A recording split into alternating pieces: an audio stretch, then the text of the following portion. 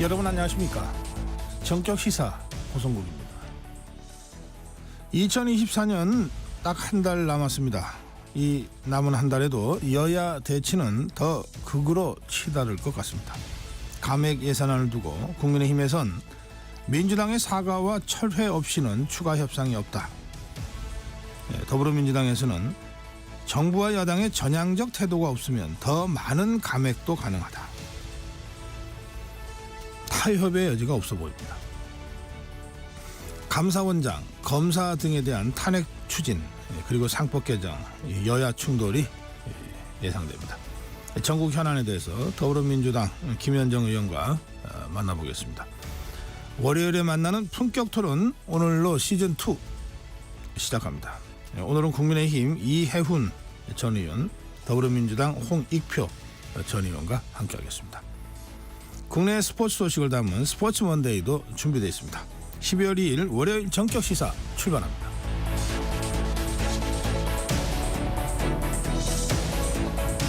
네, 정격시사 유튜브 라이브로 생방송 함께 하실 수 있습니다. 문자 참여해 주십시오. 긴 문자 50원, 긴 문자 100원, 짧은 문자 50원입니다. 샵 9730입니다. 콩어플 무료입니다.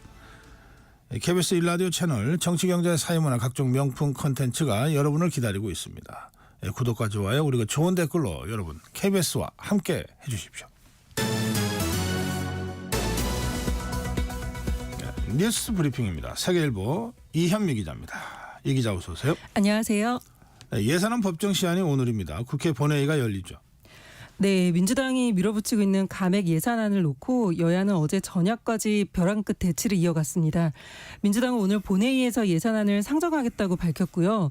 국민의힘은 감액 예산안을 야당이 일방적으로 예결위에서 처리한 건 헌정사상 초유의 일이라며 이에 대해 사과하고 처리하지 않으면 어떠한 협의도 하지 않겠다고 맞섰습니다. 여야가 이렇게 충돌하게 된 건 이재명표 예산으로 불리는 2조 원 규모의 지역 화폐 발행 예산과 권력기관 특수활동비를 둘러싼 여야 입장차가 크기 때문인데요. 민주당은 지역 화폐 발행 예산 증액을 요구하면서 권력기관 특수활동비는 대폭 삭감해야 한다고 주장했고, 국민의힘은 두 사안에 대해 반대 입장을 보였습니다. 이 과정에서 정부 동의가 필요한 증액 대신 전적으로 국회가 할 수 있는 예산 삭감 권한을 동원해 민주당은 정부 원안에서 4조 1,000억 원 순수 감액만 한 예산안을 지난달 29일 예결위 전체 회의에서 단독 처리했습니다. 이때부터 강대강 대치가 시작됐는데요. 국민의힘 한동훈 대표는 민주당이 삭감한 예산에는 폭설과 폭우를 대비하기 위한 1조 원 규모의 예비비도 포함돼 있다고 비판했고, 네. 민주당 이재명 대표는 정부가 쓸데없이 특활비를 잔뜩 넣어놔서 삭감안이 통과된 것이라고 말했습니다. 어제 우원식 국회의장이 여야 만찬 회동을 제안했지만 불발됐고요. 우 의장은 예산안을 본회의 안건으로 상정할지 여부를 지금 숙고하고 있는 것으로 알려졌습니다. 예산안은 법안과 달리 대통령이 거부권을 행사할 수 없어 오늘 만약 우 의장이 상정하고 민주당이 강행 처리하면 국민의힘이 이를 막을 방법은 없는 상황입니다. 민주당은 오늘 본회의에서 이창수 서울지검장을 포함한 검사 3명과 최재해 감사원장에 대한 탄핵소추안도 보고할 예정입니다. 네, 이 감액은 국회가 일방적으로 할 수 있지만 증액은 정부의 동의 없이는 할 수 없기 때문에 이 대목에서 여야 협상의 여지가 좀 있다, 이런 분석도 있습니다. 다음 관련 소식 전해드릴게요. 오늘 본회의에서 이 가상자산 과세 2년 유예안이 처리될 예정이라고 그러는데요. 네, 민주당은 가상자산, 즉 코인 과세를 2년간 유예하자는 정부 여당의 방침에 동의한다고 어제 밝혔습니다. 당초 민주당은 소득 있는 곳에 과세 있다는 원칙에 따라 예정대로 내년 1월 시행하되 공제 한도를 높이는 방안을 추진해 왔는데요. 과세 유예를 결정하며 한 발 물러선 겁니다. 민주당 박찬대 원내대표는 어제 기자간담회에서 가상자산 과세 유예에 대해 깊은 논의를 거친 결과 지금은 추가적인 제도 정비가 필요한 때라고 생각했다며 당내 의견이 서로 달라 전체적으로 합의를 이룬 건 아니라고 밝혔습니다. 폐지 방침을 밝혔던 금융투자세와 달리 2년간 유예 기간을 갖겠다는 겁니다. 민주당은 이 밖에도 정부가 추진한 상속세 최고세율을 인하하는 상속증여세법 개정안과 배당소득 분리과세는 수용하지 않기로 했습니다. 국민의힘 한동훈 대표는 가상자산 과세 유예에 대해 청년을 위해 좋은 일이라며 국민을 이겨먹는 정치는 없다고 말했고요. 대통령실도 과세 유예가 투자자들에게 큰 도움이 될 것이라며 환영한다고 밝혔습니다. 네, 의정 갈등 관련 소식도 전해드리겠습니다. 정부 여당과 의료계가 의료대란 해법을 모색하기 위해 가동해온 여의정 협의체입니다. 3주 만에 결국 멈추게 됐군요. 네, 협의체는 어제 4번째 전체회의를 가진 뒤 당분간 공식적인 회의를 중단하고 휴직기를 갖기로 했다고 밝혔습니다. 핵심 이슈였던 의대 정원 문제를 놓고 의료계와 정부가 끝내 이견을 좁히지 못했는데요. 의료계는 수시에서 미충원된 인원을 정시로 이월하지 않거나 예비 합격자 규모를 축소하는 방식으로 내년도 선발 인원을 당초 정부안보다 줄이자고 했습니다. 또 2026년도 정원에 대해선 유예를 요구했는데요. 정부는 내년도 의대 증원 조정은 법적 문제가 발생할 수 있어 수용할 수 없다고 했고 2026년도 증원은 유예 대신 의료인력 수급 추계위원회에서 논의하자는 입장을 고수했습니다. 여당은 휴직이라고 표현하며 의료계와 대화를 지속하겠다고 했지만 의료계는 당정이 사태를 해결하려는 의지가 없다는 사실을 확인했다며 온도차를 보였습니다. 지난달 11일 출범한 이 협의체는 당초 야당과 전공의 단체가 참여하지 않아 한계가 있다는 지적이 계속 나왔는데요. 3주 만에 파행되면서 출범 당시 크리스마스 선물을 주겠다고 했던 목표 달성도 어려워졌다는 평가가 나옵니다. 네, 미국 관련 소식입니다. 전 세계를 향한 트럼프 당선인의 관세 위협. 네, 이게 현실화될 가능성이 점점 높아지니까 각 나라가 분주하게 대응을 하고 있습니다. 네, 트럼프 당선인은 지난 주말 또다시 자신의 SNS인 트루스 소셜에서 중국과 러시아, 브라질, 인도 등 신흥경제국 연합체인 브릭스 국가들이 달러 패권에 도전하면 100% 관세를 부과하겠다고 경고했습니다. 러시아와 중국을 중심으로 브릭스 내에선 달러의 대안을 찾으려는 움직임이 이어져 왔는데 트럼프 당선인은 이에 대해 그렇게 되면 미국이라는 수출 시장과 작별하게 될 것이라고 밝혔습니다. 앞서 트럼프 당선인이 25%의 관세를 부과하겠다고 선전포고한 캐나다의 경우 트리도 총리가 지난 주말 트럼프 당선인의 자택을 급히 방문했고요. 이 만남에서 양측은 캐나다에 대한 미국의 적자 문제와 바이든 정부가 중단했던 대규모 송유관 건설 사업 등을 논의했다고 밝혔습니다. 트럼프 당선인이 동맹과 우방국에도 예외 없이 손익계산서를 청구하다 보니 유럽연합도 미국산 에너지와 농산물을 더 사들이겠다는 메시지를 내고 있고요. 우리 정부도 미국산 에너지를 더 수입하는 방안을 구체적으로 검토 중인 것으로 전해졌습니다. 네, 북한 관련 소식입니다. 북한 김정은이 평양을 방문한 러시아 국방장관을 만났는데 여기서 추가 파병 가능성이 나왔다고요? 네, 김정은 국무위원장은 지난달 29일 북한을 방문한 안드레이 벨로우소프 러시아 국방장관을 만나 러시아의 정책을 변함없이 지지할 것이라고 밝혔습니다. 김 위원장은 러시아 국방장관의 방북 첫날 주요 일정을 대부분 함께하며 극진히 환대하는 모습을 보였는데요. 러시아 국방장관은 이번 방문이 두 나라의 방위력 강화와 안전 보장에 크게 이바지하는 계기가 될 것이라고 화답했습니다. 이를 놓고 북한의 무기나 병력의 추가 지원과 러시아의 군사기술 제공과 같은 대가가 논의됐을 것이란 관측이 나왔습니다. 미국 트럼프 당선인이 취임한 이후 휴전 협상이 시작될 가능성이 큰 만큼 유리한 고지에서 협상하려는 러시아와 우크라이나의 충돌이 지금 거세지고 있어 북한군이 추가 파병될 가능성이 제기되고 있습니다. 러시아 국방장관이 내년 5월 러시아 전승절 80주년 열병식에 북한군 부대를 파견해달라고 요청한 것도 눈길을 끌었는데요. 네. 김 위원장이 직접 북한군을 이끌고 모스크바를 찾을지 여부가 주목되고 있습니다.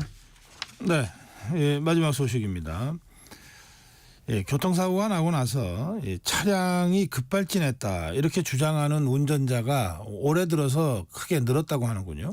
네, 국립과학수사연구원에 따르면 올해 1월부터 10월까지 국가수가 감정한 급발진 주장 사고는 114건으로 나타났습니다. 지난해 105건을 이미 앞질렀는데요.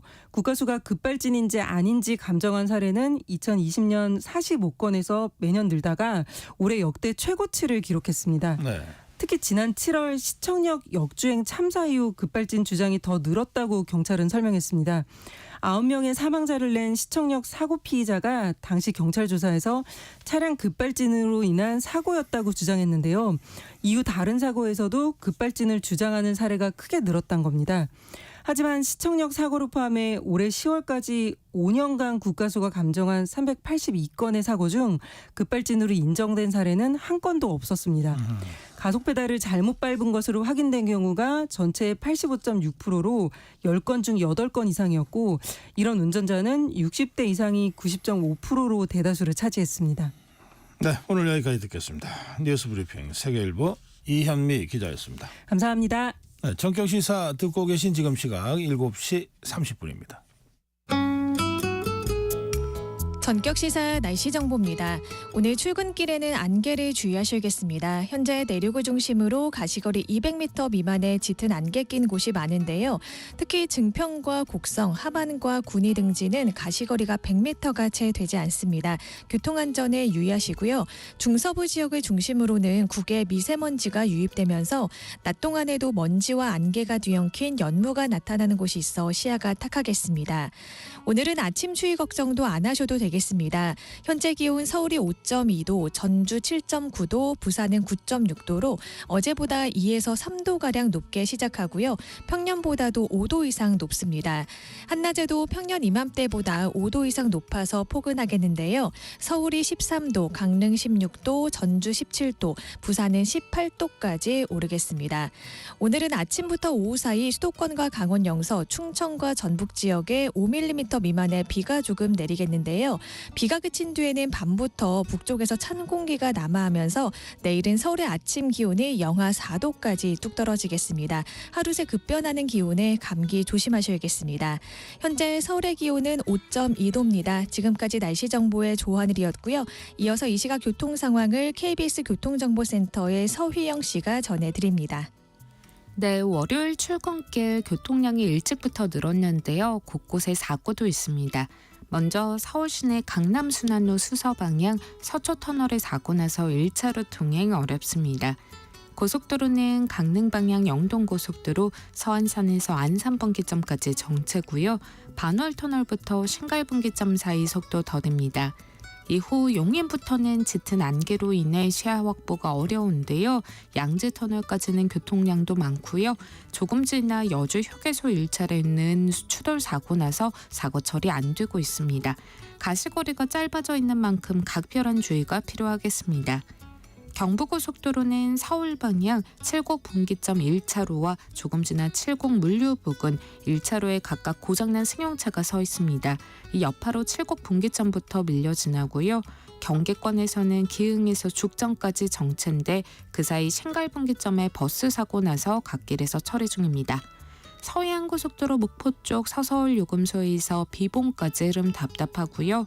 호남고속도로 천안 방향 동광주 나들목 지나 사고 발생했는데요. 출근 차량들까지 늘면서 일대 혼잡합니다. KBS 교통정보센터였습니다.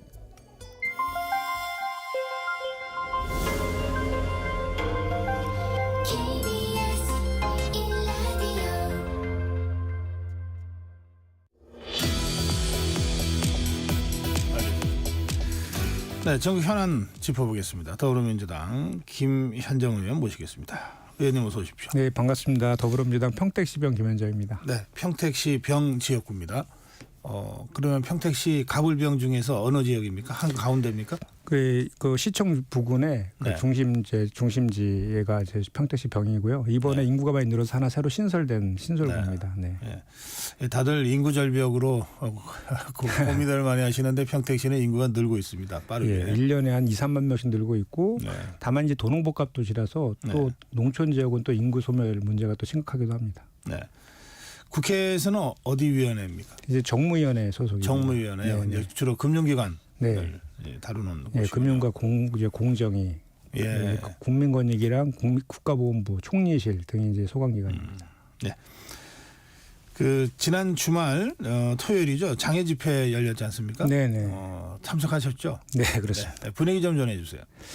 일단 이번 주 토요일, 지난 토요일은 비가 좀 많이 왔고 좀 추웠어요. 그럼에도 불구하고 많은 이제 시민들이 같이 했고 지금 현재 그 국정 상황에 대한 그 비판적인 그런 목소리들이 시민들의 열기가 되게 뜨거웠다 이렇게 보고 이게 이제 그 주로 뭐 여당이나 보수 언론에서는 주로 뭐 저 추산으로 참가자가 얼마 있다. 이거 가지고 자꾸 의미를 부여하는 것 같은데 제가 봤을 때는 그런 숫자에 대한 의미 부여보다는 지금 이게 현장에서 하는 그 시민들이 참여하는 그 집회 외에도 전부 다 그 요즘은 유튜버가 발달돼 있어서 실시간으로 동시로 이렇게 그 같이 하는 그 시민들도 대단히 많고요. 네. 또 이제 그전 박근혜 전 대통령 탄핵 당시보다 훨씬 더 빠른 속도로 교수와 학생 그리고 직능, 종교, 이제 해외 동포 교수님들까지 시국 선언에 지금 동참하는 분들이 수천 명이 지금 넘고 있거든요. 그러니까 이런 그 분위기들을 정부 여당이 제대로 좀 읽어야 된다. 그래서 그 민심에 대해서 그 민심이 원하는 그런 방향에 대해서 국정주도 빨리 전환하고 각종 의혹들에 대해서는 털고 가는 그런 모습들을 보여야지 계속해서 뭐 우리 야당이 그 집회에 나간다 이런 것들을 비판하는 논조로는 이 문제를 해결할 수 없다 저는 그렇게 생각합니다. 더불어민주당 단독 집회였습니까? 아니면은 그 시민단체하고 함께 연대하는 집회였습니까? 일단 더불어민주당이 사전 집회를 별도로 잠깐 했고요. 그 외에 이제 거부권 거부 비상행동이라는 시민단체가 주관하는 집회에 이제 거기에 우리가 참여하는 방식으로 간 것이고요. 주체는 이제 시민단체가 한 것이라고 보면 됩니다. 예. 이재명 대표가 그 마이크를 잡지 않았다고 보도가 되더라고요. 네네. 예. 뭐 지난번 집회 때부터 그렇게 하고 계신데요. 그러니까 이제 시민 주도로 하는 그 집회여서 우리가 너무 당 주도로 한다거나 이런 이미지나 이런 느낌을 줘서는 시민들한테 좀 더 가까이 가기가 쉽지 않다라고 해서 또 시민들 자발적인 목소리들이 많기 때문에 그렇게 하는 방식으로 저희가 좀 바꿨습니다. 네. 이번에도 저기 파란색 당 그 유니폼 네. 이거를 입지 말라 이런 지시가 있었습니까? 아니 그 뭐 구체적인 그런 그 지시 같은 건 있지는 않았고요. 그러니까 그 더불어민주당이라는 거를 그 딱 드러나게 이렇게는 그 일부러 그렇게 고의로 뭐 그렇게 하지 마라 이 정도 얘기가 있었던 거죠. 네. 네. 그 8년 전에 박근혜 대통령 탄핵 상황 때도 보면 이제 시민단체가 먼저 하고 당시 문재인 대표를 비롯한 당시 야당이 이제 그 흐름에 참여하는 형식으로 해서 이렇게 흐름이 만들어졌었는데 지금 그런 상황도 좀 염두에 두고 움직이는 건가요? 어쨌든 지금 두 가지 관리가 있는 것 같아요. 저희 당이 처음에 이제 그 국민행동이라는 그 이제 집회를 시작했던 것은 김건희 특검법을 촉구하기 위해서 하는 거고 지금도 그 기존 그대로거든요. 근데 이제 시민사회단체 같은 경우에는 그 이제 몇 개의 단체들이 있더라고요. 뭐 그 거부권 거부 비상행동도 있고 태진연대도 있고 촛불행동 등등 이제 여러 가지 단체들이 하고 있는데 그분들은 그 이제 외치는 구호들이 뭐 탄핵도 외치고 있고 하야도 외치고 있고 이렇게 해서 우리 그 더불어민주당 입장에서는 공식적으로 뭐 탄핵이나 하야나 이런 것들을 그 하는 것은 적절하지 않다라는 판단에서 우리는 이제 김건희 특검을 수용하라라는 그 가지고 지금 저희는 집회를 하고 있는 것이거든요. 네. 그래서 지금은 제가 아까 서두에도 말씀드렸지만 시민사회 주도로 계속해서 이런 것들이 확장되고 있는 것 같고 각종 시국 선언들도 계속 확산되고 있어서 빨리 본질적인 문제를 해결하기 위해서 정부 여당이 노력해야 된다. 그래야지 이 문제가 해결되지 그냥 미봉책으로 이렇게 야당에 대한 비판, 그 야당이 뭘 한다, 뭐 야당이 주장하기 때문에 안 된다 이런 식으로는 절대로 이 문제를 해결할 수 없다. 국민을 보고 하는 정치가 필요한 시점이 아닌가 이렇게 생각합니다. 네. 그 집회에서 이재명 대표는 이제 그 마이크를 잡지 않았는데 그 수석 최고위원 김민석 의원은 마이크를 잡았잖아요. 네. 이거 이번 집회 발언에 보면 6개월 안에 승부를 내자 이렇게 구체적인 시한도 얘기했어요. 네. 근데 이 6개월이라는 게 여러 가지로 해석이 될 것 같은데요. 왜 6개월이라는 시한이 나왔다고 보십니까? 저는 그 이제 사실 이렇게 다중이 모여 있는 집회 장소에서 보면 좀 뭐랄까 이렇게 좀 피부를 확 와닿는 표현들을 좀 쓰잖아요. 저는 그래서 이거는 윤석열 정부에 대한 강력한 경고의 의미가 있다라고 저는 그렇게 해석하는 것이 맞다고 보거든요. 네. 한국은행에서 발표한 경제 성장률을 보면은 올해도 1%대 성장이 멈출 것이고 내년에도 1.9%로 하향 조정했거든요. 작년에도 1%대 1.4% 성장했습니다. 이렇게 1%대로 성장한 것은 역대의 오일 쇼크 때라든지 뭐 IMF 때라든지 또는 코로나19 시대 때 이럴 때 외에는 없었거든요. 정말로 그 경제 상황이 대단히 좋지 않고 가계부채가 사상 최대인 1,900조에 지금 육박하고 있고 마지막으로 받는다는 카드론 대출 잔액이 역대 최대를 지금 찍고 있거든요. 경제 상황이 진짜 좋지 않고 민생이 지금 파탄나는 이런 그 상황들 거기에다가 또 그 외교나 안보나 또 남북 관계나 이런 것들에 대해서는 또 되게 불안한 상황들이 지속되고 있지 않습니까? 근데 이런 문제들에 대해서 정부 여당이 일차적인 무한 책임을 지고 해결해야 되는데 그런 거에 대해서는 사실 그 무능력함을 넘어서 무책임한 모습들로 계속 일관하고 있다. 이런 것들에 대해서 거기다 더해서 이제 뭐 최근에 그 명태균 게이트라 해서 국정농단, 뭐 여론 조작, 공천 개입 이런 것들 주가 조작에 이어서 이런 것들 김건희 여사 관련된 각종 의혹들이 막 쏟아져 나오고 있지 않습니까?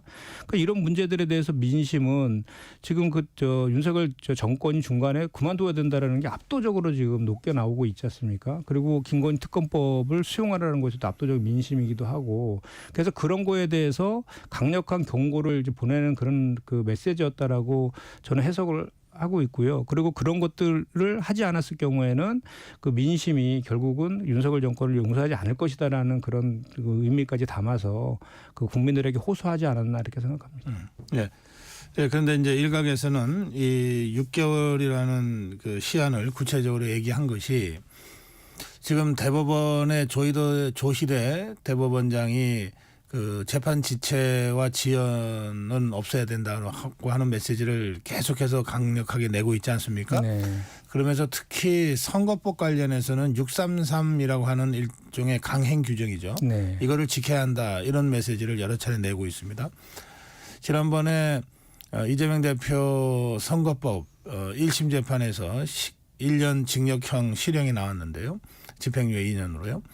근데 이게 1심이 뭐 20개월 넘게 상당히 길게 끌어졌지만 2심, 3심이라도 633 원칙에 맞춰서 3개월 안에 끝내야 된다는 메시지라고 이제 해석하는 분들이 계세요. 네. 그렇게 되면 이제 이재명 대표의 공직선거법 2심, 3심이 6개월 안에 끝나게 돼 있는 것이고 1심의 징역형 1년 집행유예 2년형이 그 의원직 박탈형보다도 낮은 벌금 100만 원 이하로 떨어질 가능성은 별로 없다고 이제 일부에서 보니까 그러면 결국은 6개월 후면은 이재명 대표의 의원직이 박탈되고 차기 대통령 선거 출마 그 피선거권도 박탈되고 네. 또 434억 원의 선거 보존 비용도 당에서 이것을 다시 반환을 해야 되니까 그 결정이 확정되기 전에 어쨌든 끝장을 내자라고 하는 취지의 주장이었다. 네. 이런 식으로 이제 주장을 해요.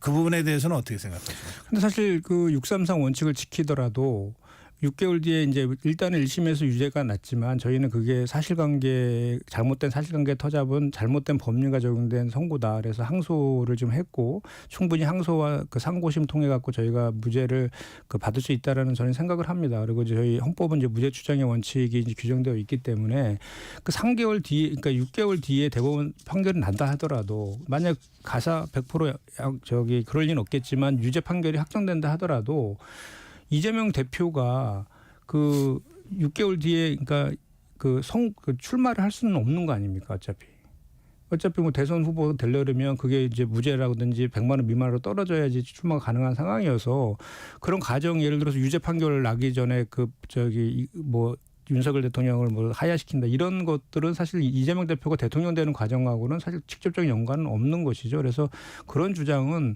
모든 걸 기승전 이재명 그 방탄 프레임으로 엮으려는 그 물타기적 주장이다 저는 그렇게 생각하고요. 저희 그 더불어민주당 입장에서는 이번에 이준규 사건도 사실 무죄 판결을 났지 않습니까? 그래서 특히나 그 공직선거법 위반과 관련해서는 정말로 그 뭐 사진이라든지 또는 그 백현동과 관련된 그 새로운 또 증거들도 나왔지 않습니까?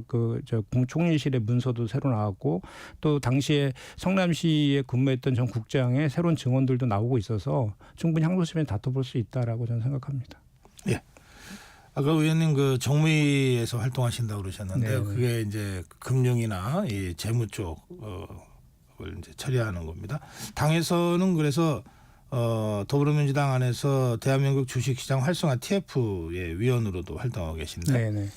지금 그 두 가지 그 현안이 있습니다. 우선 금투세 유예 2년 유예의 당론이 결정이 됐다 그러더군요. 네. 예, 오늘 처리가 됩니까? 여야 합의로? 금투세가 아니라 가상자산 말씀하시는 거예요? 가상자산. 네, 아니 네. 금투세도 있고 그다음에 금투세 가상자산도 폐지는 이미 있고. 결정했고요. 금투세 폐지는 이제 결론이 났고 예, 예. 그거는 이제 법을 고쳐야 됩니까? 아니면 그냥 폐지로 당론이 결정되는 순간 없어지는 겁니까? 가상자산 말씀하시는 거예요? 아니 금투세도 지금 폐지 법안이 올라와 있고요. 그러니까 그 법안은 어쨌든 처리가 돼야 돼요. 예, 그렇습니다. 폐지 법안이. 네네. 예. 그다음에 가상자산은 2년 유예. 네, 가상자산 같은 경우도 내년 1일부터 시행되게 돼 있었는데 2년 유예하는 거로 네. 그렇게 어제 이제 박찬대 원대가 발표를 했습니다. 그럼 그 두 법이 다 지금 이제 처리가 됩니까 오늘? 오늘 이제 여야가 합의가 되면은 이제 네. 처리되는 것이고요. 지금 아직 그 처리는 아직 안 된 거로 알고 있는데 처리 지금 저희 입장이 그러니까 뭐 여당과 똑같으니까 그 처리한 건 문제가 없을 것이라고 그렇죠. 봅니다. 국민의힘이나 대통령실에서도 환영하는 입장이 나왔으니까. 그렇습니다. 예. 그러면 여야 합의로 금투세는 폐지하고 가상자산 2년 유예는 이제 곧 처리가 된다 이렇게 알면 되겠네요. 네, 그렇습니다. 내년부터 시행이기 때문에 올해 안에 처리돼야 되는 거죠. 그와 별도로 지금 상법 개정은 지금 추진되고 있잖아요. 네. 그 상법 개정은 어떤 내용인지 좀 설명 좀 해주시겠어요? 그러니까 지금 저희 나라 그 주식이 우리나라라고 하시죠. 예, 우리나라 주식이 상당히 지금 저평가돼 있어요. 그래서 코리아 디스카운트가 되게 심각한 문제인데 소위 말해서 PBR이라고 하는 그러니까 우리 아파트로 뭐 부동산으로 따지면 평당 단가 뭐 이런 게 있잖아요. 그것이 거의 0.8% 정도 수준인데 네. 주요국은 한 3.5 정도 되거든요. 그리고 이제 퍼라고 하는 PER이라고 하는 주당 순이익 그 비율도 우리는 한 8배에서 9배 정도 되는데 주요 그 국들 같은 경우는 한 18배 정도 되거든요. 이게 낮다는 것은 주가가 저평가되어 있다는 네. 것인데 그 저평가되는 것도 뭐 코스닥 같은 경우는 짐바브웨 다음으로 뭐 낮다 이렇게 정도로 상당히 저희 주가가 지금 저평가되어 있습니다. 예. 그런데 저희가 그 경제 규모는 세계 10대 강국 아닙니까? 그럼에도 불구하고 MSCI라는 그 증시 그 지수에 대해서는 선진 지수에 편입되지 못하고 신흥국 지수에 머물러 있거든요. 그만큼 코리아 우리나라의 주식이 되게 저평가되어 있는데 그럼 저평가된 이 원인이 무엇이냐라고 봤을 때는 그 물적 분할이라든지 합병이라든지 이랬을 때 그 지배주주의 이익만을 위해서 소액주주들에게 피해를 주는 방식의 편법적 지배구조 개편들이 그동안 쭉 계속 이어져 왔고 지금도 진행 중이라는 거죠. 그래서 대표적인 게 95년도에 제일모직과 삼성물산의 합병이 있었고 최근에는 그 LG화학에서 NG엔솔로 또 물적 분할하는 것도 있었고 또 최근에는 두산 바켓과 로보티스 간의 합병 등에서 그 소액주들이 피해보는 사례들이 계속 이어지고 있거든요. 네. 이것이 바로 외국인 투자자들인지 소액 투자자들이 우리 자본시장을 불신하게 되는 원인 중에 하나로 있고요. 또 하나는 이제 뭐 불법적인 공매도라든지 또는 유상증자라든지 또는 주가 조작이라든지 이런 것들로 인해 상장 폐지라든지 이런 것들로 인해서 또 네. 자본시장이 그 소액주주들한테 불축의 그 피해를 끼치는 사례들이 만연되어 있다는 것이죠. 이것이 바로 코리아 디스카운트의 주된 원인입니다. 그러면 이런 것들을 고쳐야 되는데 이것이 자연스럽게 그냥 두어서는 고쳐지지가 않으니까 상법을 개정해서라도 이 문제를 해소해야 되겠다라는 게 상법 개정을 하게 된 이제 그 취지이고요. 그 내용은 뭐냐면 지금 현재 우리 상법은 이사회의 이사가 회사를 위해서만 일을 하게 되어 있습니다. 회사에 대해서만 충실함을 지게 되어 있고요. 네. 주주에 대해서는 아무런 책임을 지지 않습니다. 그래서 사실 이사는 주주총회에서 선임되게 되어 있지 않습니까? 그렇죠. 그래서 이번 상법 개정의 내용은 그 이사의 충실 의무를 회사뿐만 아니라 주주까지 확대하는 내용이 주된 내용이고요. 그리고 이제 그 이사회가 지금 경영에 대한 견제와 감시 기능을 해야 되지 않습니까? 근데 아시겠지만 지금 우리는 그 이사회가 거수기라는 비판을 많이 받고 있지 않습니까? 그래서 그 사회 이사가 이사수의 4분의 1 이상으로 지금 되게 되어 있는데 그것도 거수기에 멈추고 있는데 그것을 상징적으로 좀 독립이사로 이름도 좀 바꾸고요. 네. 그 독립이사의 그 숫자도 3분의 1로 좀 강화시켜서 이사회의 독립성을 좀 강화시키고 그럼 이사를 선출하는 방식도 그전에는 거의 지배주주들이 다 일방적으로 선출했거든요. 거기에 이제 집중투표제를 도입해서 소액주주들이 그 이사의 수만큼의 투표권을 행사할 수 있도록 해서 소액주주들이 이사회 구성에 참여할 수 있도록 하는 그 루트를 좀 만들고요. 그다음에 이제 주주들의 목소리들을 그 회사에 전달하는 그 하기 위해서는 이제 주주총회 통해서만 할 수 있지 않습니까? 근데 그 지금 같은 경우는 이제 오프라인 공간에서 참여를 해야 되기 때문에 그 현실적으로 불가능했거든요. 그래서 전자주총도 병행하는 그런 내용이 이제 우리 상법 개정의 골자입니다.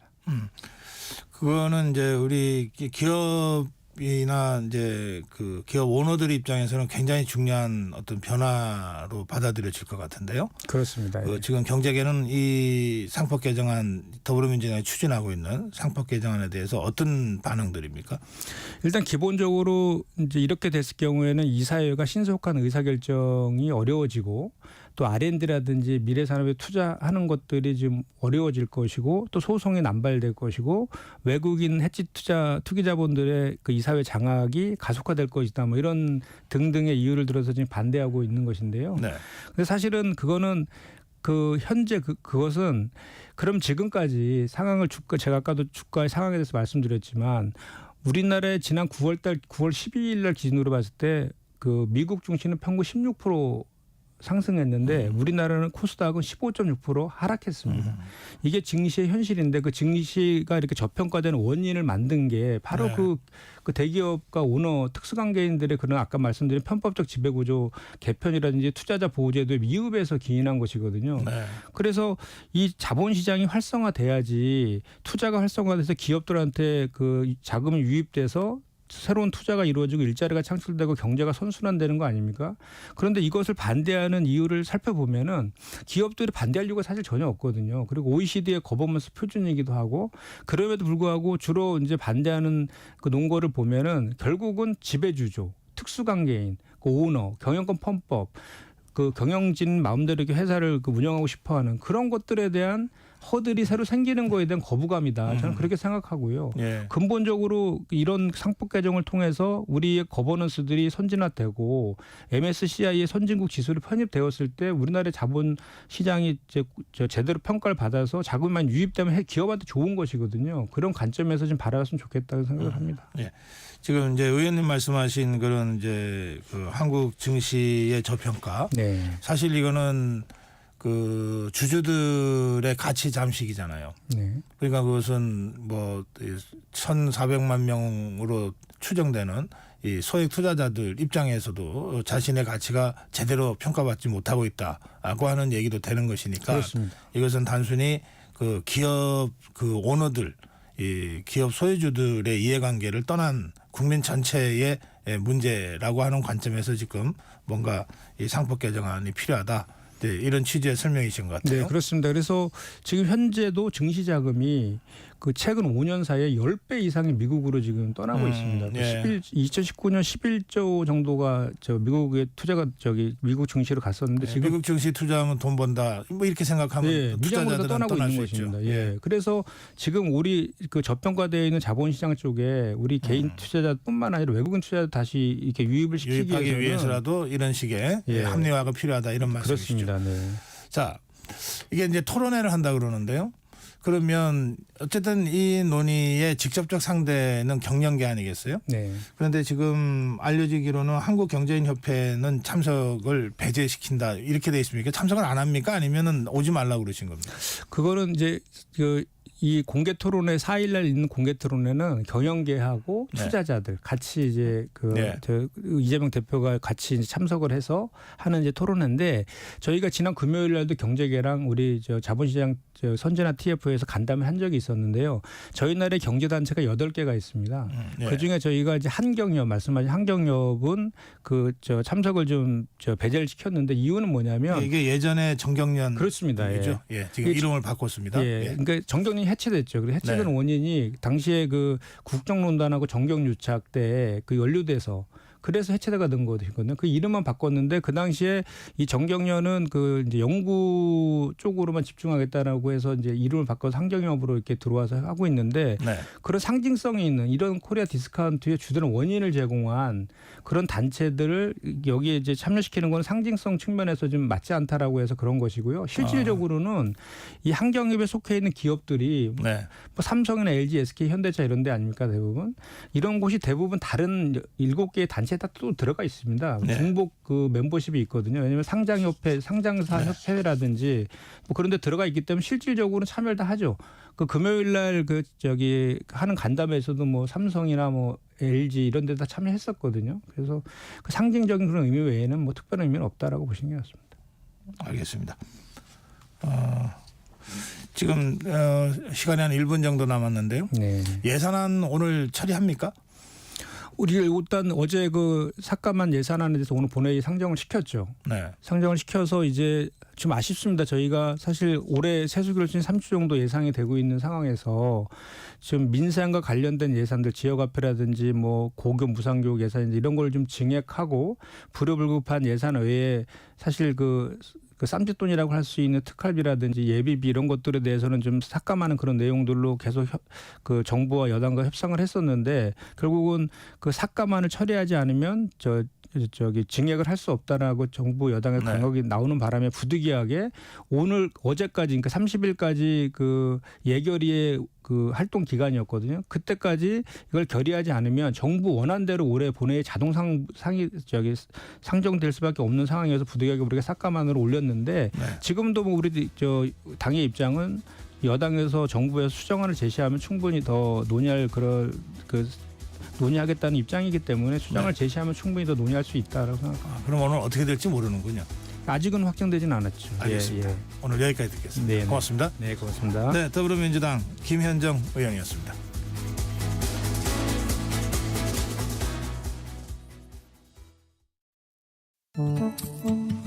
KBS 라디오 기후 위기 대응 캠페인 지구를 안녕하세요. 녹색발전소 대표 김순철입니다. 현수막이 소각된다는 얘기를 듣고 너무나 가슴이 아팠어요. 이것을 재사용하면 좋을 텐데라는 생각을 가지고 시작한 것이 2004년도. 폐현수막은 주로 합성 섬유로 제작이 되었는데요. 그것이 소각되면 발생되는 온실가스, 여러 가지 환경 문제를 심화시키는 겁니다. 사용을 다한 현수막은 필요에 따라서 세척하거나 재봉 과정을 거쳐 장바구니, 돗자리, 파우치, 방석, 낙엽마대 등 다양하게 제품을 만들고 있습니다. 우리 선거 때 나오는 현수막은 한 9,000톤이 된다고 그래요. 거기에서 재사용되는 현수막은 불과 30%, 재질이 좀 좋지 않아요. 폐기되는 확률이 많아요. 정치 현수막은 좀 더 재질이 좋은 현수막으로 만들어서 국민들이 한 번쯤 더 쓸 수 있는 현수막으로 제작을 했으면 좋겠다, 이런 생각을 늘 가지고 있어요. 지자체나 환경부나 이런 관에서 많은 관심을 가져주는 것이 제일 중요하다. 재질이 좋은 현수막을 만들어서 많은 국민들이 그 현수막을 가지고 재사용했으면 좋겠다, 이런 생각을 가지고 있고요. 다양하게 내 디자인을 거기다 생각을 넣어서 한 번쯤 가방을 만들어서 우리 국민 모두 하나씩 들고 다녔으면 아마 거리가 아름다워지지 않을까, 이런 생각을 가지고 있어요.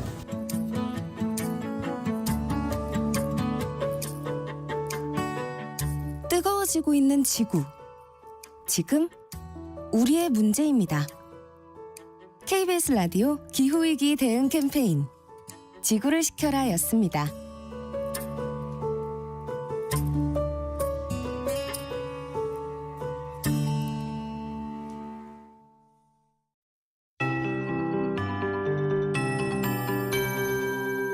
KBS 58분 날씨.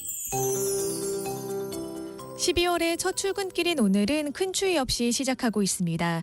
대부분 지역이 영상권을 보이고 있는데요. 현재 기온 서울이 5.2도로 어제보다 3도가량, 평년보다는 5도 이상 높은 기온을 보이고 있습니다. 한낮에도 서울이 13도까지 오르면서 초겨울 같지 않은 포근한 날씨가 이어지겠습니다. 오늘 출근길 추위 걱정은 없어도 안개는 조심하셔야겠습니다. 현재 전국 내륙을 중심으로 가시거리 200m 미만의 짙은 안개가 낀 곳이 많은데요. 특히 증평과 곡성, 함안과 군위 등지는 가시거리가 100m 이내로 좁혀져 있습니다. 시야가 매우 답답하기 때문에 안전거리 충분하게 확보하셔야겠습니다. 중서부 지역을 중심으로는 국외 미세먼지도 유입되면서 낮 동안에도 먼지와 안개가 뒤엉킨 연무 현상이 나타나면서 시야가 탁할 수 있겠습니다. 오늘은 아침부터 오후 사이 수도권과 강원 영서, 충청과 전북에 5mm 미만의 비가 조금 내리겠는데요. 비가 그친 뒤에는 밤부터 북쪽에서 찬 공기가 남하하면서 다시 영하권 추위가 찾아오겠습니다. 내일 서울의 아침 기온이 영하 4도까지 뚝 떨어지겠고요. 낮 기온도 3도에 머물며 종일 춥겠습니다. 또 오늘 오후부터 내일까지 전국 대부분 지역에 바람도 강하게 불겠습니다. 현재 서울의 기온은 5.2도입니다. KBS 58분 날씨 조하늘입니다.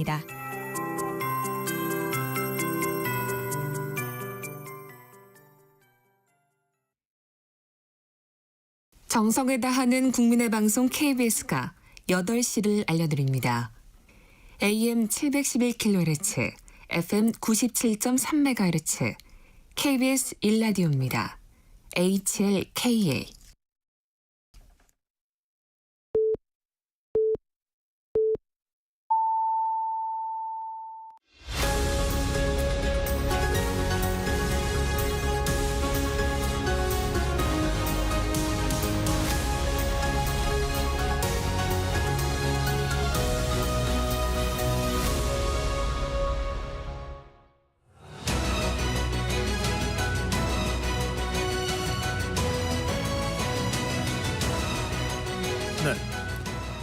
이 정치가 점점 거칠어져 가고 있는 듯합니다. 그럴 때일수록 정론과 시시비비가 중요하고 또 정론과 시시비비를 통해서 토론을 해나가는 과정에서 좀 최소한의 품격은 좀 지켜가면서 하자. 이게 저희 KBS의 문제의식입니다. 그래서 저희가 토론 그 꼭지 이름도 품격 토론을 지금 고수하고 있는데요. 오늘부터 시즌2가 시작됐습니다. 시즌2가 시작됐는데 국민의힘 이해운 전 의원 그리고 더불어민주당의 홍익표 전 의원 두 분과 함께 오늘 진행하려고 합니다. 이해운 전 의원 나오셨습니다. 안녕하세요. 네. 그리고 더불어민주당 홍익표 전 의원 오는 길에 교통 사정이 여러 가지 좀 그래서 지금 막 주차장에 주차하고 지금 올라오고 있는 것 같습니다. 우리 홍익표 전 의원 기다리면서 먼저 이해운 전 의원과 말씀 나누겠습니다. 오랜만에 뵙습니다. 네, 진짜 오랜만입니다. 지금 그 서초에서 쭉 활동하시다가 지금은 중구 성동 쪽으로. 네, 중구 성동으로 당이 보냈죠. 그러면 이른바 험지 차출입니까? 그렇죠, 뭐. 좋은 곳에서 소위 당선이 쉬운 곳에서 혜택을 좀 받았으니 당선이 어려운 곳에 가서 살아와라 뭐 이런 개념으로 이해했습니다. 험지에서 선거 치러 보시니까 어떠세요? 정말 힘들죠. 특히 지난 선거는 너무 힘들었던 것 같아요. 네. 그 의원님 그래도 정치하신 지가 꽤 오래 되지 않으셨나요? 네, 이제 20년째 되네요. 20년 전에 정치할 때 하고 그러니까 1990년대, 2000년대요. 지금하고 보시면 어떠세요? 아유, 완전히 다르고요. 이래가지고는 정치가 실종이 되는 거가 문제가 아니라 이러다 대한민국이 실종되지 않겠나 걱정입니다. 정말 이렇게 정치가 가서는 안 되는데 너무 안타깝지만 또 뭐 저 혼자 힘으로 할 수 있는 일도 많지가 않네요. 이렇게 된 가장 그 근본적인 원인은 뭐라고 생각하세요? 저는 팬덤 정치에도 있고 팬덤 정치 있고 그리고 이제 공천이 그렇게 팬덤들에게 휘둘리면서 사실 공천이 모든 것을 얘기하는 거잖아요. 어떤 사람이 국회를 구성하느냐가 국회를 결정하는 건데 주로 이제 팬덤들이 선호하는 굉장히 과격하고 극단적인 성향의 발언도 거칠고 생각도 굉장히 극단적이고 이런 분들로 국회가 많이 채워졌죠. 그러다 보니 양당이 저는 서로 비슷한 것 같아요. 지금 우리 이해운 전 의원과 우리 정치 20년 전과 지금 비교해서 더 좀 퇴보한 것 같다. 더 좀 거칠어진 것 같다. 원인은 팬덤 정치와 공천 잘못인 것 같다. 여기까지 첫 말씀을 하시는 중에 홍익표 전 의원 나오셨습니다. 어서 오세요. 네, 반갑습니다. 죄송합니다. 아닙니다. 고생 많으셨죠? 오랜만입니다. 진짜 오랜만에 된 것 같습니다. 우리 두 분 다 우리 시청자 청취자들과도 이렇게 만나시는 것도 오랜만이실 것 같은데 네, 그렇습니다. 이제 두 분 다 오셨으니까 짧게 우리 KBS 청취자들께 짧게 인사 말씀 먼저 하시면서 시작하겠습니다. 먼저 하시죠. 네, 이해운 의원님. 너무 오랜만에 뵈서 하여튼 반갑습니다. 그리고 저희들이 할 수 있는 역할들을 더 열심히 하겠습니다. 정치 때문에 많이 속상하신데 잘 알고 있지만 좀 더디게 진행이 되는 것 같습니다. 조금 지켜봐 주십시오. 네, 홍익표 의원님. 예, 반갑습니다. KBS를 사랑해 주시는 시청자 여러분 감사드리고요. 정치가 좀 더 좀 생산적이고 미래지향적인 것으로 좀 나아갔으면 좋겠다. 그런데 조금이라도 도움이 됐으면 하는 그 역할을 제가 했으면 좋겠습니다. 첫 번째 토론부터 이제 쉬운 주제는 아닌데 예산안 처리 문제입니다. 이게 우리 헌법에 12월 2일까지 예산안 처리가 못 박혀 있잖아요. 오늘 처리가 될지 어떨지 지금 그냥 감세만 한 예산안은 이게 초유의 사태라 우원식 국회의장도 이걸 처리해야 되는지에 대해서 좀 생각 중이라고 합니다. 또 그런가 하면 일단 그 감액안만 가지고 지금 이걸 올렸는데 이 부분에 대한 더불어민주당의 어떤 그 철회와 사과가 없으면 어떤 증액안 토론도 할 수가 없다, 협상도 할 수 없다는 아주 강경한 입장이 또 국민의힘 추경호 원내대표의 입장이기도 합니다. 자, 이 상황을 전제로 해서 이제 두 분 예산안 관련 토론을 시작하겠습니다. 어려분이 먼저. 역시 그래도 여당 쪽에서 먼저 하시는 게 좋겠네요. 네, 근데 이런 일은 처음이죠. 말씀하신 대로 초유라고 그러셨는데 감액만으로 수정안을 올린 것도 처음이지만 더 놀라운 거는 단독 강행이라는 거죠. 예를 들면 예산 결산 특위에서 지금 국회 선진화법 이후에 동물국회 시절을 빼고 나면 사실 이렇게 단독으로 어느 정당이 추진해서 처리를 하는 그런 경우는 없었거든요. 이게 처음입니다. 그러니까 이 두 가지 다 처음인데 한 가지만 처음이라도 있을 수가 없는 일인데 두 가지 다 처음이고. 근데 돌이켜보면은 저희가 문재인 정부 시절에 국민의힘이 야당을 할 때 그때는 솔직히 말해서 5년 내내 굉장히 예산이 순조롭게 잘 처리가 됐어요. 다 법정 기일 근처에서 처리가 됐습니다. 12월 2일, 12월 5일 뭐 이런 식으로. 근데 지금 윤석열 정부 들어서고 나서는 크리스마스 때가 돼야 처리가 됩니다. 그것도 이런 식으로 굉장히 보지도 못하고 듣지도 못한 그 무리한 극단적인 수가 나오고 있는 상황입니다. 이거는 도저히 정치가 이렇게 돼서는 안 되죠. 네, 허익보 의원님. 예, 그 예산안 처리와 관련돼서 여야가 좀 한번 생각을 좀 했으면 좋겠어요. 왜 그러냐면 예산안 자체가 국회는 증액을 할 수가 없습니다. 정부 동의가 있어야 증액을 할 수 있기 때문에 예산 수정을 할 경우에는 감액만 그 정부 동의 없으면 하다 보니까 이제 이런 상황이 벌어지고 저도 원내대표 할 때 일단은 최악의 경우를 대비해서 감액안을 준비는 했어요. 근데 이제 예결에서 단독 제가 원내대표 할 때 작년에도 예결에서 단독 처리는 하지 않고 예결에서 정합의가 되지 않으면 해를 넘길 수 없으니 그 12월 안으로는 그러면 야당안이라도 처리하겠다 이런 얘기를 계속 하면서 이제 협상을 좀 끌고 갔었죠. 네. 예. 그러니까 지금까지 통상의 방식은 원래는 이제 여당이 다수당일 때는 이게 큰 문제가 안 되는데 야당이 다수당이 됐을 때 이제 이런 문제가 생긴 거죠. 그러면 여당도 정부와 여당도 실제로 현실적 한계를 좀 인정하고 시작을 했으면 좋겠다 생각이 들어요.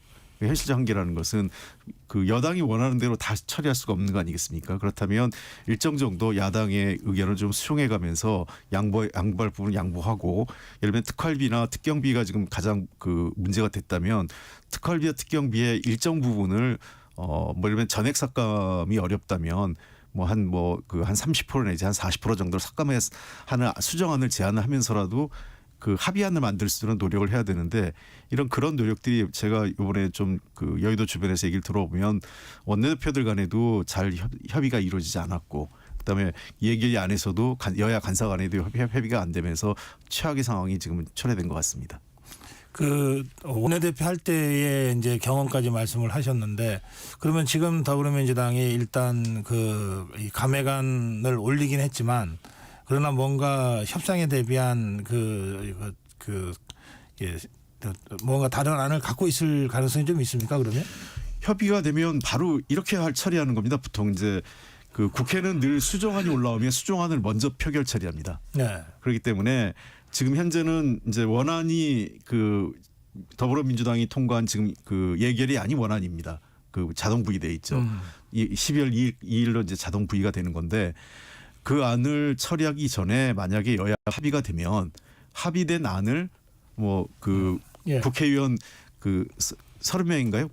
그 보통 이제 여야가 합의하면 원내대표단께서 한 5-60명이 합의안에 대해서 공동 발의를 하게 되면 수정안이 올라오면 수정안을 먼저 처리하게 되죠. 그래서 아직까지는 완전히 그 협상의 문이 그 합의 타결 가능성이 완전히 닫혔다 이렇게 말할 수는 없고요. 이재명 대표도 포항 갔을 때 토요일 날 여야가 합의해서 여전히 문은 열려 있다 이렇게 얘기를 한 걸 봐서는 끝까지 아마 협의 처리할 수 노력하는 것 아닌가 생각은 듭니다. 예. 협의 처리하려면은 저렇게 단독 강행하지는 않죠. 그리고 해서도 안 되고 협의를 하겠다는 사람이 상대방에게 모든 것을 다 이제 길을 닫아버리는 그런 것을 초강수를 확정적으로 두고 나서 협의를 하자는 것은 사실 그런 경우는 없죠.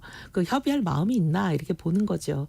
그리고 아까 우리 전 원내대표님 말씀하신 대로 네. 그렇게 이제 서로 여야가 밀고 당기고 협상을 할 때는 일단 안을 저렇게 단독 강행 처리를 안 하고 안이 올라온 상태에서 정부안이 넘어온 상태에서 여야가 협의해서 조정을 하는 거죠. 깎을 거 깎고 증액할 거 증액하고. 근데 네. 이번에는 그냥 아예 여당을 국정 파트너로도 인정 안 하는 것 같은 그런 모습을 보이니까 이게 협상이 과연 잘 되겠나 하는 거죠. 걱정이 많습니다. 네, 잘 네. 되기를 바랍니다. 네, 좀 전에 우리 홍 의원님 말씀 중에 그러니까 이게 감액은 국회가 할 수 있지만 증액은 국회가 단독으로 할 수 없는 이 예산안 심의의 문제점을 네. 잠깐 지적하셨는데 사실은 이제 그 대목 때문에 더불어민주당도 그 증액하고 싶은 대목이 왜 없겠어요?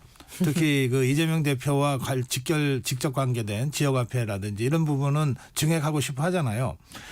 예, 근데 꼭 그 지역사랑 상품권뿐만 아니라 네. 국회에서 꼭 증액해야 될 예산들이 있어요. 예를 들면 정부가 뭐 여러 가지 준비하지만 실제로 정부가 보는 예산안과 국회는 훨씬 더 국민이나 현장의 목소리를 훨씬 더 많이 듣지 않습니까? 이혜훈 의원님도 뭐 예결이나 많이 해보셨을 테니까 국회에서 끼워 넣는 새롭게 그 정부 안에서 뭐 일정 부분을 삭감해서 그다음에 국회가 새로 추가하는데 통상 지금 예산이 지금 677조 되지 않습니까? 네. 그 경우에 정부 국회에서 감액하는 액수가 한 4조에서 5조 정도를 정부 안에서 감액을 합니다. 네. 그래서 감액을 한 다음에 거기에 이제 새로 국회에서 여야가 논의해서 새로운 예산을 증액시켜 가지고 뭐 예를 들면 이제 그 금액 677조를 그대로 맞춘다 하더라도 한 4, 5조 정도는 내용은 변경된 예산이 들어가는데 그렇게 해야만 현장에서 꼭 필요한 예산들이 있어요. 근데 그런 게 반영 안 되면 상당한 이제 어려움 발생을 하죠. 그런 의미에서 보면 협상 여지는 좀 있는 것처럼 보이는데 예. 그런데 왜 강행구도 하고 이러냐 그 이 의원님 계속 그렇게 문제를 제기하세요. 말씀하시는 것도 어제 이제 이철우 지사를 만나서 하신 말씀을 보면 쓸데없는 것들만 뺐다. 그러시고 이제 협상을 할 수 있다라고 얘기하시면 전 두 가지 문제라고 봅니다. 지금 뺀 것 중에 굉장히 큰 금액이 4조 1,000억이잖아요. 총액이. 근데 그중에 2조 4천억에 해당하는 제일 큰 항목이 예비비예요. 근데 예비비 중에 지금 재해대책 예비비가 1조쯤 지금 이재명 대표 측에서 깎아버린 거죠. 근데 재해대책 예비비 너무 잘 아시지만 예측할 수 없는 상황이 생겨서 미리 예산을 잡아놓기가 어려운 것들. 당장 이번 폭설 사태 예, 같은 급히 이런 써야 거죠. 되는 거거든요. 예. 근데 그거는 추경으로 하면 되지 않냐 그러시지만 추경하는데 한 달 이상 걸립니다. 온갖 그 절차를 다 밟아야 되기 때문에 한 달 하면 그럼 저분들 한 달 동안 폭설 저렇게 당해서 피해를 입으셨는데 아무것도 못하고 있어야 되는 건 아니잖아요. 다 그런 일 때문에 예비비를 잡아두는 건데 그걸 쓸데없는 거라고 얘기하시는데 도저히 동의가 안 되고 그다음에 지금 아까 특활비하고 특경비 얘기하셨는데 경찰 검찰이 수사할 때 저 돈 없으면 수사가 굉장히 어려운 건 다 현실이라고 인정하잖아요. 근데 지금 마약이다, 딥페이크다, 그다음에 뭐 온갖 각종한 온라인 관련한 사기 사건들이다. 보이스피싱이다 이런 것들 그런 거는 저는 특정 경비 없으면은 수사가 안 됩니다. 왜냐하면 외부에서 자문을 받을 필요가 있는 그런 수사들이 많거든요. 예를 들면 민간에서 온갖 그 범죄자들은 날고 있는데 경찰은 사실 여러 가지 일을 해야 되기 때문에 그런 해커 업무 이런 거를 할 수는 없잖아요. 그럼 민간에서 그런 전문가들을 모셔와서 수사에 도움도 받고 활용을 해야 되는데 그런 분들에게 드리는 비용 이런 게 다 지금 특경비에 들어가 있는 거거든요. 미리 구체적으로 책정해 놓기가 어려워서 네.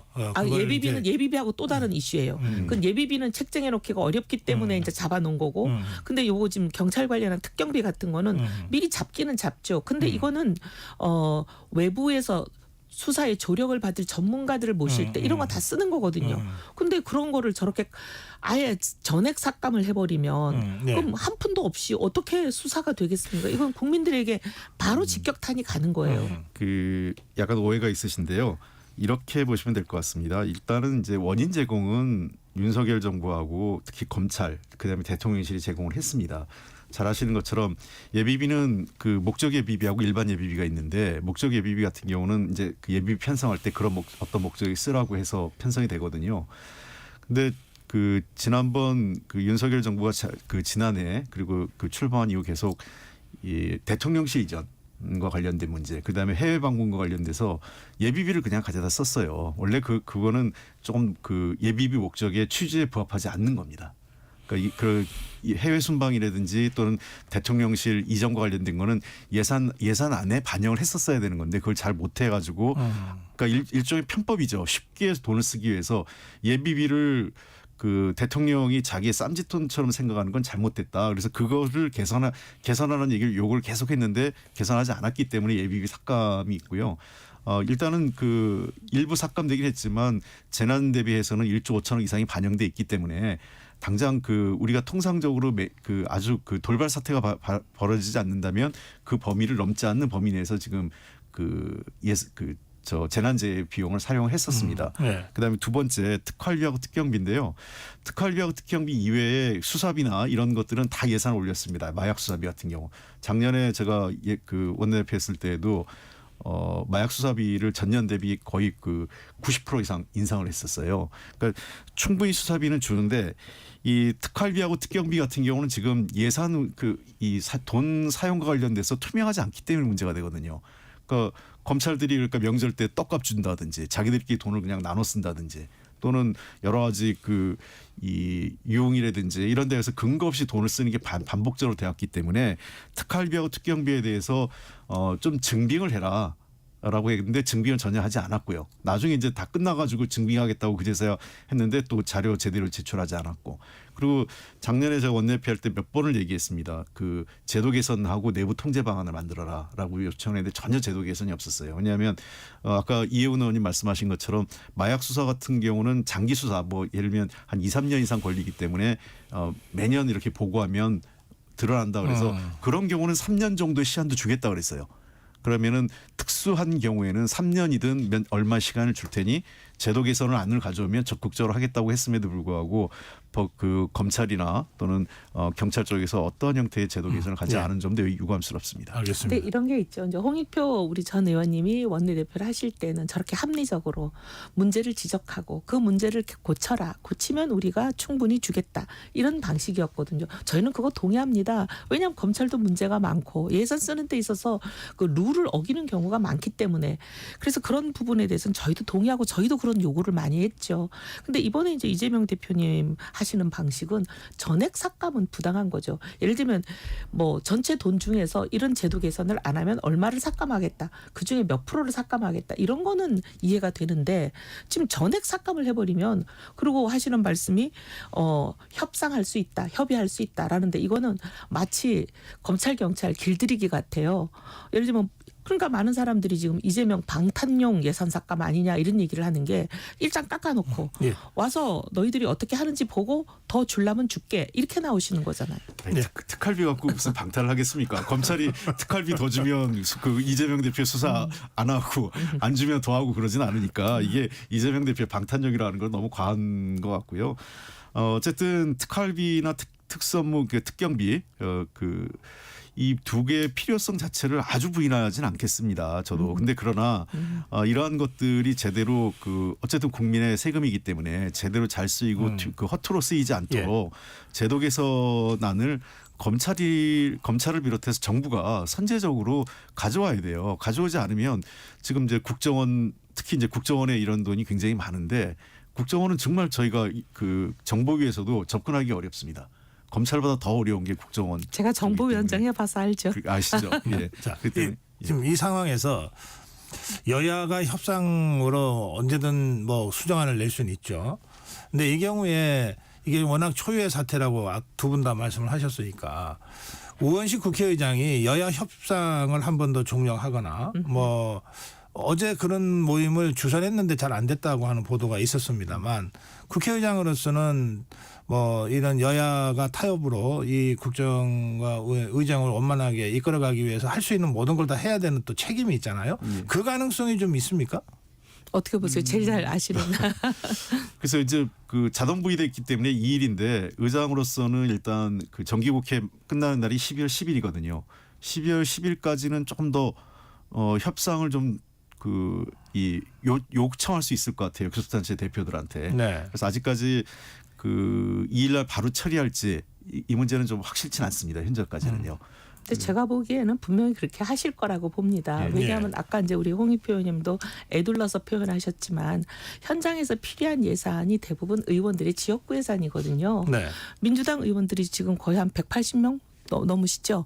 근데 그 많은 의원들이 본인 지역구 예산이 하나도 증액이 안 되는 그런 예산안에 대해서 불만이 없을 수가 없습니다.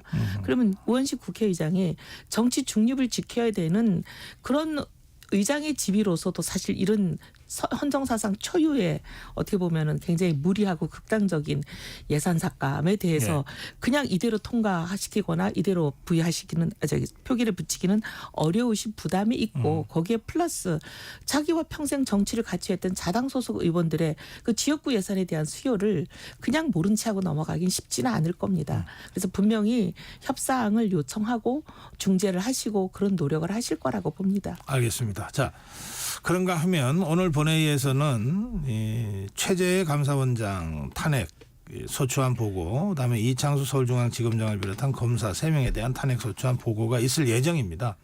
이 문제 토론을 좀 했으면 좋겠습니다. 이 문제는 우리 홍익표 의원께서 먼저 시작하실까요? 예. 우선 하여간 좀 그 검찰에 대해서 여러 가지 문제가 있어서 계속 이제 탄핵안이 발의되고 있어요. 특히 이제 아마 이창수 서울중앙지검장을 비롯한 검사 3명의 탄핵안의 가장 중요한 내용은 김건희 여사 도이치모터스 사건에 대한 불기소 처분과 관련된 내용으로 제가 알고 있습니다. 그래서 이 문제에 대해서는 여러 차례 지금 저는 정부가 빨리 특검을 받거나 국민적 요구가 굉장히 높은 사안 아니겠습니까? 그렇게 처리해야 되는데 이걸 뭔가 이렇게 막고 있는, 그러니까 전체적으로 우리나라 대한민국 국정 운영에, 그리고 윤석열 정부 스스로도 일을 해야 될 때 이렇게 좀 뭔가 막혀 있는 것이 결국은 김건희 여사 관련된 특검 문제라고 생각을 합니다. 이 문제를 저는 특검법을 이번 기회에 아예 특검법을 좀 바꾸고 대신 검사 탄핵안은 좀 야당에게 하지 말아달라고 하든지 이렇게 좀 정부도 대담하게 수정안을 좀 내야 된다고 생각을 하고, 저는 더 문제가 되는 건 최재해 감사원장인데요. 저는 이번 같이 감사원이 역대로 보면 감사원이 너무 소극 행정을 해서 문제인데, 이번 정부 들어와서 감사원이 거의 검찰의 광화문 삼청동 분소처럼 일을 하고 있어요. 그러니까 왜냐하면 검찰은 영장을 구체적으로 하지 않으면 자료를 확보할 수 없는데 감사원은 모든 자료를 다 내놓으라고 할 수 있거든요. 모든 자료를 받은 상태에서 자기들이 다 그 자료를 보고 이것저것 검토한 다음에 그걸 검찰에 넘겨서 검찰에서 기소하도록 하는 방식을 반복적으로 하고 있고, 보통 감사원의 핵심 감사는 기본적으로 돈을 허투루 쓴 것을 기본으로 합니다. 국가 예산을 원래 규정대로 썼는지, 아니면은 그걸 뭐 어떤 이 예산 과정에서 낭비가 있었는지, 이런 부분을 핵심을 감사해야 되는데, 정책 감사를 하다 보니까 이게 자꾸 갈수록 이 지난 정부에 대한 정치 보복과 같이 보이기 때문에, 저는 최재해 원장이 이 탄핵 소추안이 보고가 이뤄지면 이걸 확인하기보다는 스스로 그냥 저는 거취를 정리하는 게 정부에도 부담을 덜 주고, 감사원이 그나마 이런 정쟁의 대상이 되지 않도록 최소화하는 것은 최재해 감사원장 스스로가 거취를 결정하는 게 좀 맞다고 봅니다. 예, 이혜원 의원.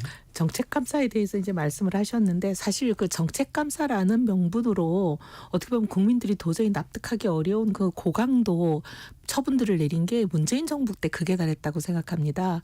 원전을 하는 게 좋으냐 마냐, 이거는 정책적인 문제이고 예산을 어떻게 썼느냐의 문제와 전혀 상관이 없는데도 원전을 추진할 수밖에 없는 현실을 인정하는 우리 국민들이 많고, 또 그게 어떻게 보면 우리 미래 성장 동력 중에 하나일 수밖에 없다는 현실 속에서도 원전을 추진했다는 이유로 탈원전의 문재인 정부 기조에 어긋났다라는 이유로 얼마나 감사원이 많은 부당한 일들을 하고 수많은 사람들을 법정에 세우고 했습니까? 그러니까 이제 이게 꼭 감사원이 예산 사용에만 어떻게 보면 집중해야 되는데, 정책 감사라는 어떻게 보면 자기들 목적과 다른 일을 하면서 지금 굉장히 문제를 일으키고 있다라는 그런 생각에는 저는 동의가 좀 안 되고, 있고요. 원전 갖고 문재인 정부에서 감사원이 나서고 고소하고 그랬나요? 전 그런 적은 없는데. 최재형 원장이 그래서 정치권으로 오시게 됐잖아요. 아 그게 아니라 탈원전 문제에 대해서 그러니까 이제 월성 그 발전소에 대한 폐쇄를 조기 폐쇄 문제를 그게 이제 탈원전 정책이죠. 아니 이제 그러니까 이제 안 한 사람을 고발 그러니까 원전 정책을 한 사람을 고발한 게 아니라 탈원전 정책을 한 거를 이게 국회에서 요청해서 이제 감사를 한 거예요. 근데 그 결과를 발표하려고 하니까 내부적에서 논란이 되니까 이제 그걸 문제 삼은 게 최재형 원장이죠. 그러니까 자세히 얘기하기 시작하면 오늘 아마 하루를 해도 모자랄 겁니다. 근데 어쨌든 지금 말씀하시는 정책 감사가 상당히 이제 국민들 다수의 생각하고 다르게 갔던 거는 사실 문재인 정부 때 굉장히 극심했다. 그 말씀을 드리고 싶은 거고 그다음에 이제 아까 말씀하신 그 탄핵 검사들 도이치모터스는 문재인 정부에서 친문 검찰들 저기 이름만 지금 이름도 다 국민들 머리에 남아 있을 거예요. 누구 지금 국회의원 되신 그분 이런 분들 다 동원해서 제가 알기로는 1년 반 정도 거의 고강도 수사를 하고도 결국은 이거를 기소하지 못하고 문재인 정부가 끝났던 거 아니에요? 근데 이제 와가지고 또다시 수사를 해가지고 아무것도 나온 게 없다. 그래서 기소 안 했다고 그 사람들을 탄핵하겠다는 얘기는 제가 보기에는 이제 이재명 대표 관련해서는 뭐 하나도 이재명 대표 마음에 안 드는 수사 결과는 내지 마라. 이렇게 길들이기 밖으로 안 보입니다. 방탄용 길들이기라고 많은 사람들이 생각하는 거는 저는 근거가 있다고 봅니다. 그 검사에 대한 탄핵이 물론 남발되는 것은 바람직하지 않지만 그 지금 검찰이 그야말로 지금 무소불위의 권력을 그동안 누려왔었죠. 과거에는 사실은 국정원이 국내 정치에 개입할 때는 국내 정치 그 검찰과 국정원이 어느 정도는 견제 역할을 했었어요. 근데 지금 그 국정원의 국내 정치 개입이 그 불법 이제 법으로 금지되면서 사실 검찰을 통제할 수 있는 아무런 수단이 없었던 거죠.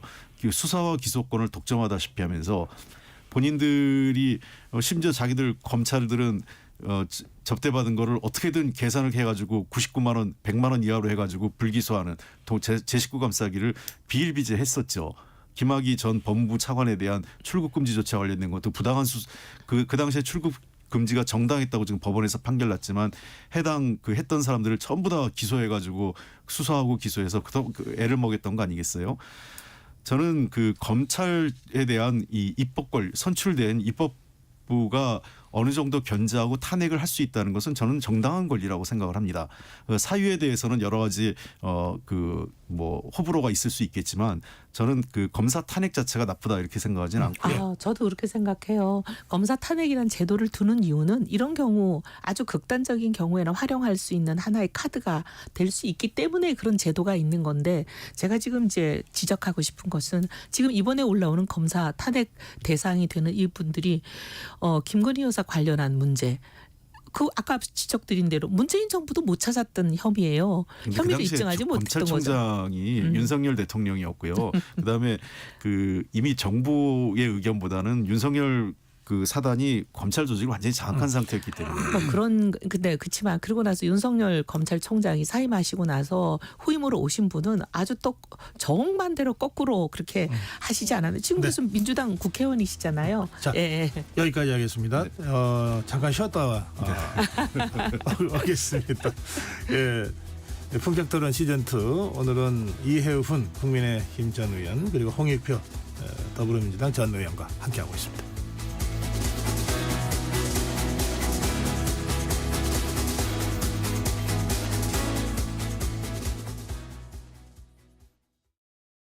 제주 4.3 사건으로 인해 뒤틀린 가족관계를 바로잡기 위한 혼인입양신고 특례 신청이 시작되었습니다. 이번 신청은 2024년 9월 2일부터 2026년 8월 31일 2년간 진행되며 혼인신고 특례의 경우 희생자의 사실혼 배우자, 본인 등이 입양신고 특례는 양자로서 입양신고를 하지 못한 본인이 신청할 수 있습니다. 신청권자, 신청서류, 접수 방법 등 자세한 사항은 4.3 종합정보시스템 누리집에서 확인하시고 문의는 제주특별자치도 4.3 지원과 064-710-8440으로 해주시면 됩니다. 희생자와 유족의 명예회복을 위한 이번 기회에 많은 관심 부탁드립니다.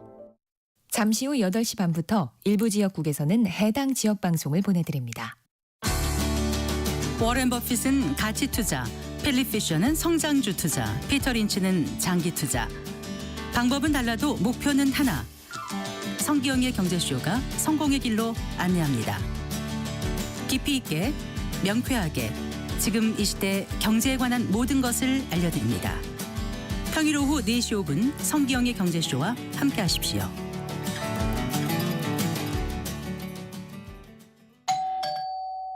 편지 왔습니다. 퇴근길 지친 당신에게 힘이 되는 뉴스를 전해드립니다. 매일 저녁 5시 5분 당신과 함께 읽는 세상 이야기 KBS 1라디오 뉴스레터 K. 지금 시각은 8시 30분입니다. KBS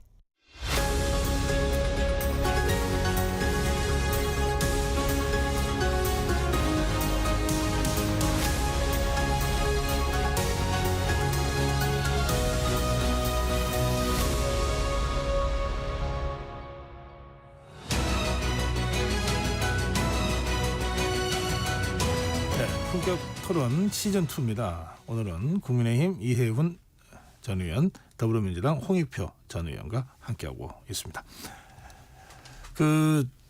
지난 토요일 날 더불어민주당 5번째 장애 집회가 있었습니다. 압도적 다수 의석을 갖고 있는 야당이 장애 집회를 하는 것도 또 사실 좀 보기 드문 일인데요. 그 정도로 지금 전국이 가파르다는 뜻이고요. 그런데 이 장애 집회의 더불어민주당의 주장은 김건희 여사 특검입니다.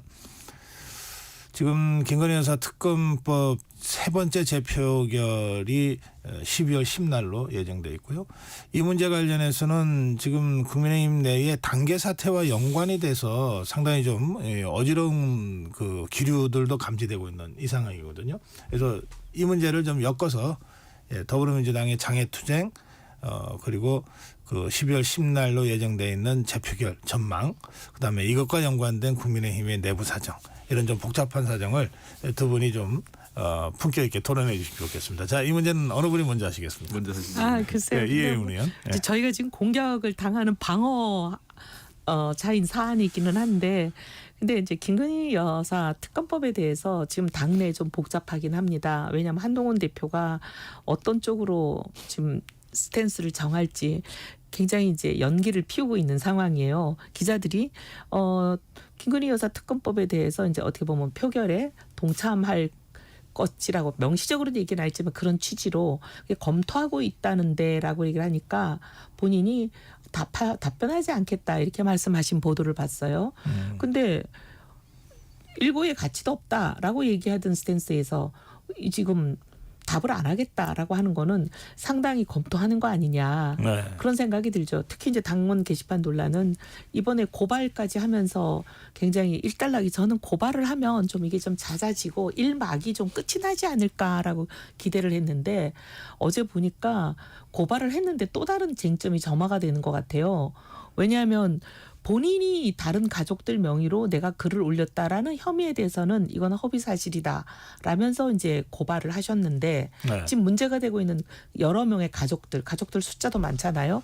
그분들이 글을 올렸냐 아니냐에 대해서 올렸다라고 주장하는 유튜브를 고발하면서 그분 가족들이 글을 올린 건 사실이 아니고 허위 사실이다 이렇게 고발을 안 하시다 보니까 이제 또 논란이 시작이 되는 것 같아요. 그래서 좀 걱정입니다. 이게 어쨌든 논란이 좀 가라앉고 좀 정리가 됐으면 좋겠는데 이게 어떻게 정리가 될지. 그래서 이제 일각에서는요. 지금 야권은 아주 일사불란하게 역할 분담까지 해가면서 움직이는데 도대체 여당은 이건 뭐 집안 싸움에 정말 이게 무슨 짓이냐 뭐 하여튼 이런 좀 이 비판과 걱정과 우려가 이 보수 유권자들 사이에서 상당히 있는 상황이죠. 자, 여기까지 말씀 듣겠습니다. 자, 홍익표 의원님. 예, 지금 야권과 시민단체 등의 이제 핵심적인 주장은 김건희 여사 특검법을 수용하라 이런 내용 아니겠습니까? 그러니까 도이치모터스 자체가 과거에 이제 정부 여당의 입장은 검찰 수사가 진행 중이었을 때는 할 수 없다고 했는데 일단 검찰 수사가 일단락 됐지 않습니까? 불기소로요. 그렇다면 그러니까 이제 특검을 하겠다. 그리고 원래 한동훈 대표가 대표 선거 치를 때 제3자 특검안을 수용하겠다 이런 얘기를 해서, 물론 한동훈 대표가 아직 여전히 야당의 안은 내가 생각한 거하고 다르다라는 얘기는 하고는 있지만 그렇다면 좀 그 제3자 특검안을 놓고 협상이라도 해야 되는데 그런 전혀 협상을 하지 않는 것은 제가 보기엔 조금 그 앞뒤가 안 맞는 것 같아요. 본인이 대표될 때 했던 얘기하고 지금 현재하고. 그리고 두 번째 문제가 되는 거는 지금 이제 당원 게시판과 관련된 건데 어쨌든 지금 당원 게시판 문제가 한동훈 대표가 직접 하진 않았지만 한동훈 대표와 관련된 가족 중에 한 명이 한 것 아니냐라고 지금 거의 여권 내 이제 유튜버들은 그렇게 생각들을 많이 하고 뭐 방송에까지 나와서 그런 얘기를 하시더라고요. 그 뭐 특정인의 이름까지 거론하는 분들도 있고 할 정도니까. 근데 이 문제에 대해서 한동훈 대표가 저는 좀 시기를 놓쳤다고 생각해요. 대략 한 1000건 정도 그중에서 조금 이제 문제가 없는 것도 있고 조금 문제가 예를 들면 표현 자체가 너무 거칠고 이런 문제가 있는 것도 있기 때문에 그런 경우는 그냥 뭐 그런 때 조금 이 잘못된 게 있어서 뭐 죄송하다 이렇게 하고 가볍게 처리했으면 될 거를 이 문제를 좀 너무 키웠어요. 키우다 보니까 법적인 문제. 그러니까 제가 이 한동훈 대표나 윤석열 대통령이 어떤 일을 대할 때 똑같은 공통점이 있다는 그겁니다.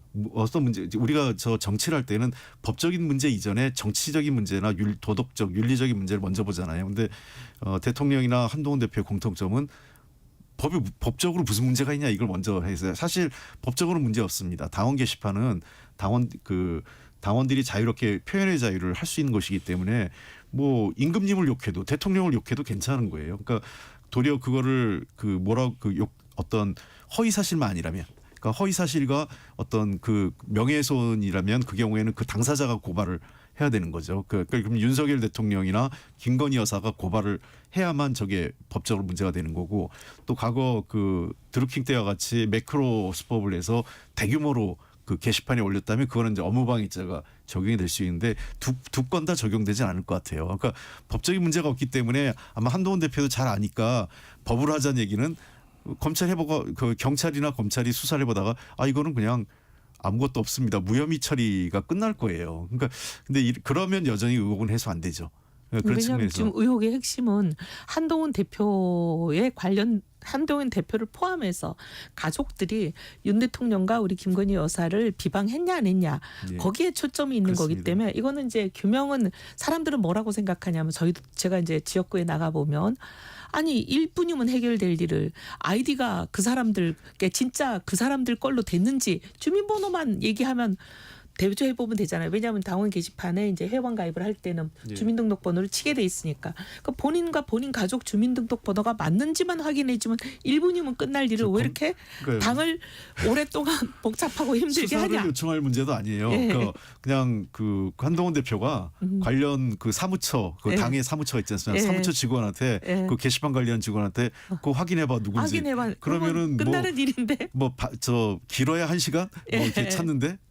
그렇게 끝날 일을 수사까지 의뢰할 일은 아니었죠. 그러니까 이제 다들 이제 뭐라고 생각하냐면 뭔가 본인이 어찌 보면은 이제 떳떳하지 못한 게 있나 보다라고 자꾸 사람들이 생각을 하는 그런 이제 빌미를 한동훈 대표님이 이제 조금 생각을 그렇게 잘못하신 것 같아요. 이제 이런 상황에서 쉽게 넘어갈 일을. 이런 상황에서 이게 묘하게 전국 현안과 지금 맞물려 돌아가고 있어서 이게 정치적인 토론의 주제가 된 건데요.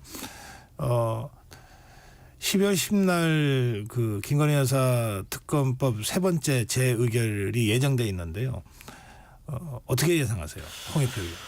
글쎄요, 저는 당초에는 최근에 그 이재명 대표 그 선거법 관련 유죄 선고 난 이후에 국민의힘이 조금 그 내부 문제가 좀 수습되는 것 같아서 당초에 저희들은 어려울 거다 이렇게 봤어요. 그러니까 이제 부결될 거다. 재의결 표결하면 도리어 지난번에 한 4표 정도가 반란표가 있었는데 그보다 더 적게 나오는 것 아니냐 이런 정도 예측을 했었는데 좀 묘하게 돌아가는 것 같긴 한 것 같아요. 한동훈 대표도 전에 보면 한동훈 대표 스타일이 아닌 거에 대해서는 굉장히 과하게 표현하거든요. 어떤 자기 표현을 분명하게 과할 정도로. 근데 표현 자체를 묘하게 하고 이런 방식인데 근데 제가 정치적으로 보면 물론 이제 우리 당이야 민주당 입장에서는 그 여권이 분열하고 또 그래서 그 특검법을 통과시킬 수 있다면 나쁘진 않겠지만 정치 도의적으로는 한동훈 대표가 이런 식으로 문제 처리하는 것은 바람직하지는 않습니다. 왜냐하면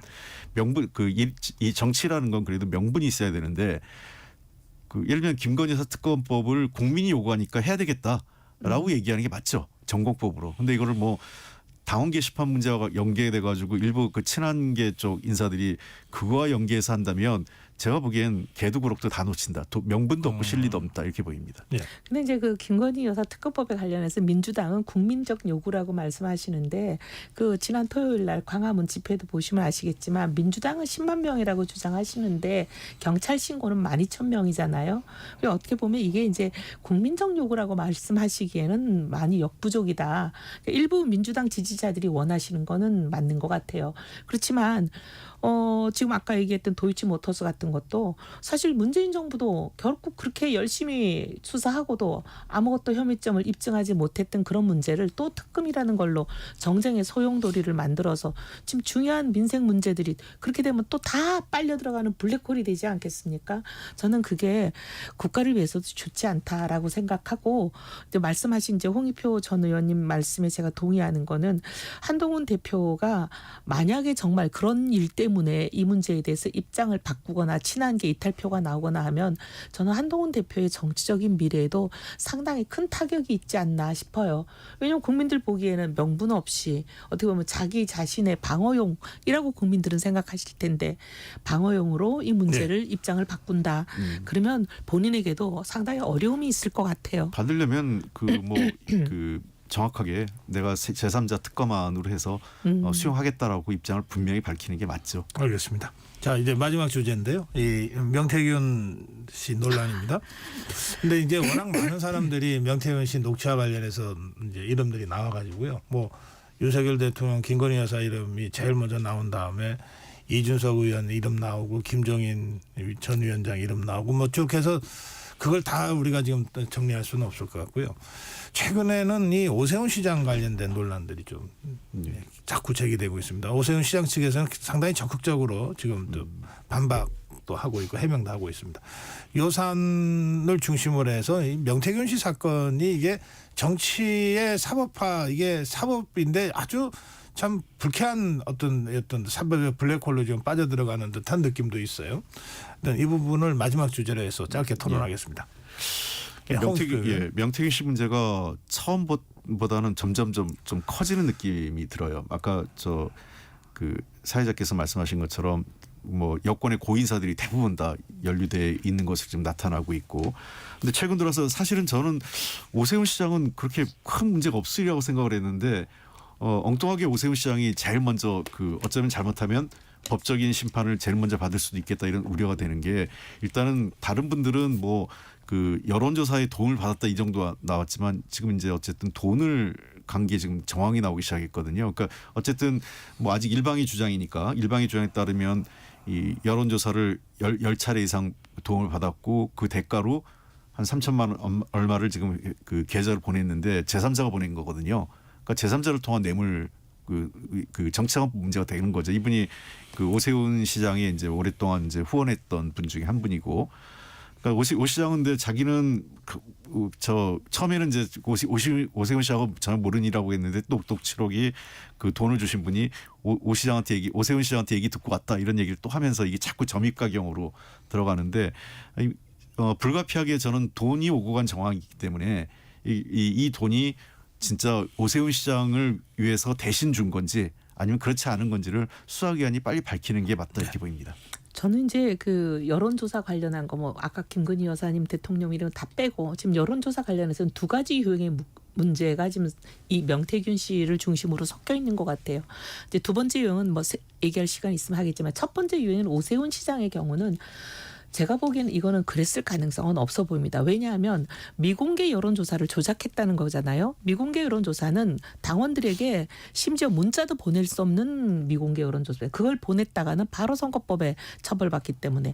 그리고 이건 요즘은 비밀이 아니기 때문에 카톡이나 뭐나 보내게 되면 이거 바로 증거가 남는데, 정치를 시작하는 신인들이나 초보인 경우에는 간혹 그런 선거법을 모르고 실수를 그런 여론조사의 조작에 가담하게 휘말리는 경우를 제가 본 적이 있습니다. 하지만 이미 선거를 여러 번 치러서 특히 본인은 법률 전문가라 선거법에 대해서는 누구보다 달통한 사람인데 그런 오세훈 시장이 이런 일을 할 리가 없다고 저는 보고요. 그래서 지금 뭐 오세훈 시장 얘기 듣고 왔다. 근데 전 모르겠습니다. 녹취를 들어보진 않았지만 많은 경우에 뭐 이런 사람이 있다 그러면 얘기 듣고 왔다 이렇게 얘기할 수도 있거든요. 네. 그래서 저는 그건 아니라고 보고. 근데 이제 시간이 다 돼가지고. 그래요? 예. 짧게 그래도 마무리 한 말씀씩은 하셔야죠. 홍익표 의원.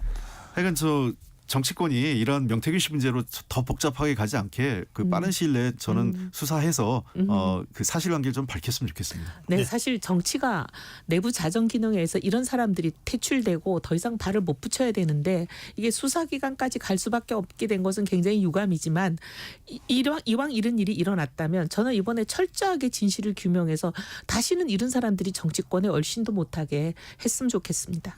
네, 본격 토론 시즌2 오늘은 국민의힘 이혜원 전 의원, 더불어민주당 홍익표 전 의원과 함께했습니다. 두 분 고맙습니다. 감사합니다. 감사합니다. 네, 전격 시사 듣고 계신 지금 시각 8시 45분입니다. 이 시각 교통정보입니다. 서울 시내 강남순환로 수서 방향 서초터널 1차로에 사고 있고요. 반대 성산 쪽은 봉천터널에서 관악터널 사이 4차로에 고장난 차가 멈춰 있습니다. 올림픽대로 공항 방향 암사대교에서 동작대교까지 밀리는데 그 사이 청담대교 가기 전 1차로에 고장난 차가 서 있습니다. 강변북로 구리 쪽은 방화대교에서 반포대교 지나는데 1시간 이상 걸리고요. 북부간선로 구리 방향 원룸 분기점에서 구리 쪽으로 쭉 정체입니다. 고속도로는 경부고속도로 부산 방향 오산에서 남사까지 이동량이 많은데요. 오산 5차로에 추돌 사고 나서 혼잡을 더하고요. 반대 서울 쪽은 기흥에서 죽전, 금토분기점에서 반포까지 정체입니다. 서해안고속도로 목포 방향 팔곡에서 팔탄 분기점까지 속도 더디고요.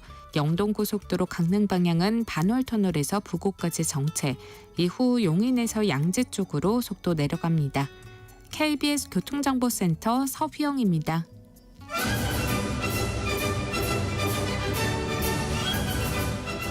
네, 스포츠 먼데이입니다.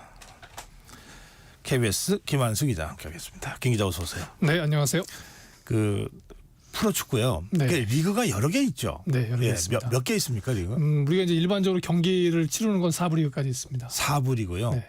지금 우리가 흔히 이제 중계 방송 보면서 막 응원하는 건 1부 리그죠. 1부 리그죠. K리그 1이라고 하는 1부 리그입니다. 그리고 이제 지금 이제 승강은 K리그 2하고 그래서 마지막 꼴찌 팀은 자동으로 내려가고 또 우승한 팀은 자동으로 올라오고 그다음에 두 팀들은 이제 승강 플레이오프를 치러서 이기는 팀이 1부에 잔류하게 되고 지는 팀은 다시 한번 이제 2부를 맛보게 되는. 그 승강이 얼마나 어려운지를 주말에 보여줬어요. 네, 특히 그 충남 아산 경기 보시면 대구와의 경기는 정말 역대 보기 힘든 난타전이었다 이렇게 하실 수 있을 것 같아요. 사실 1차전에서 충남 아산이 4대3으로 예상 밖으로 경기를 잘해서 이기고 있었거든요.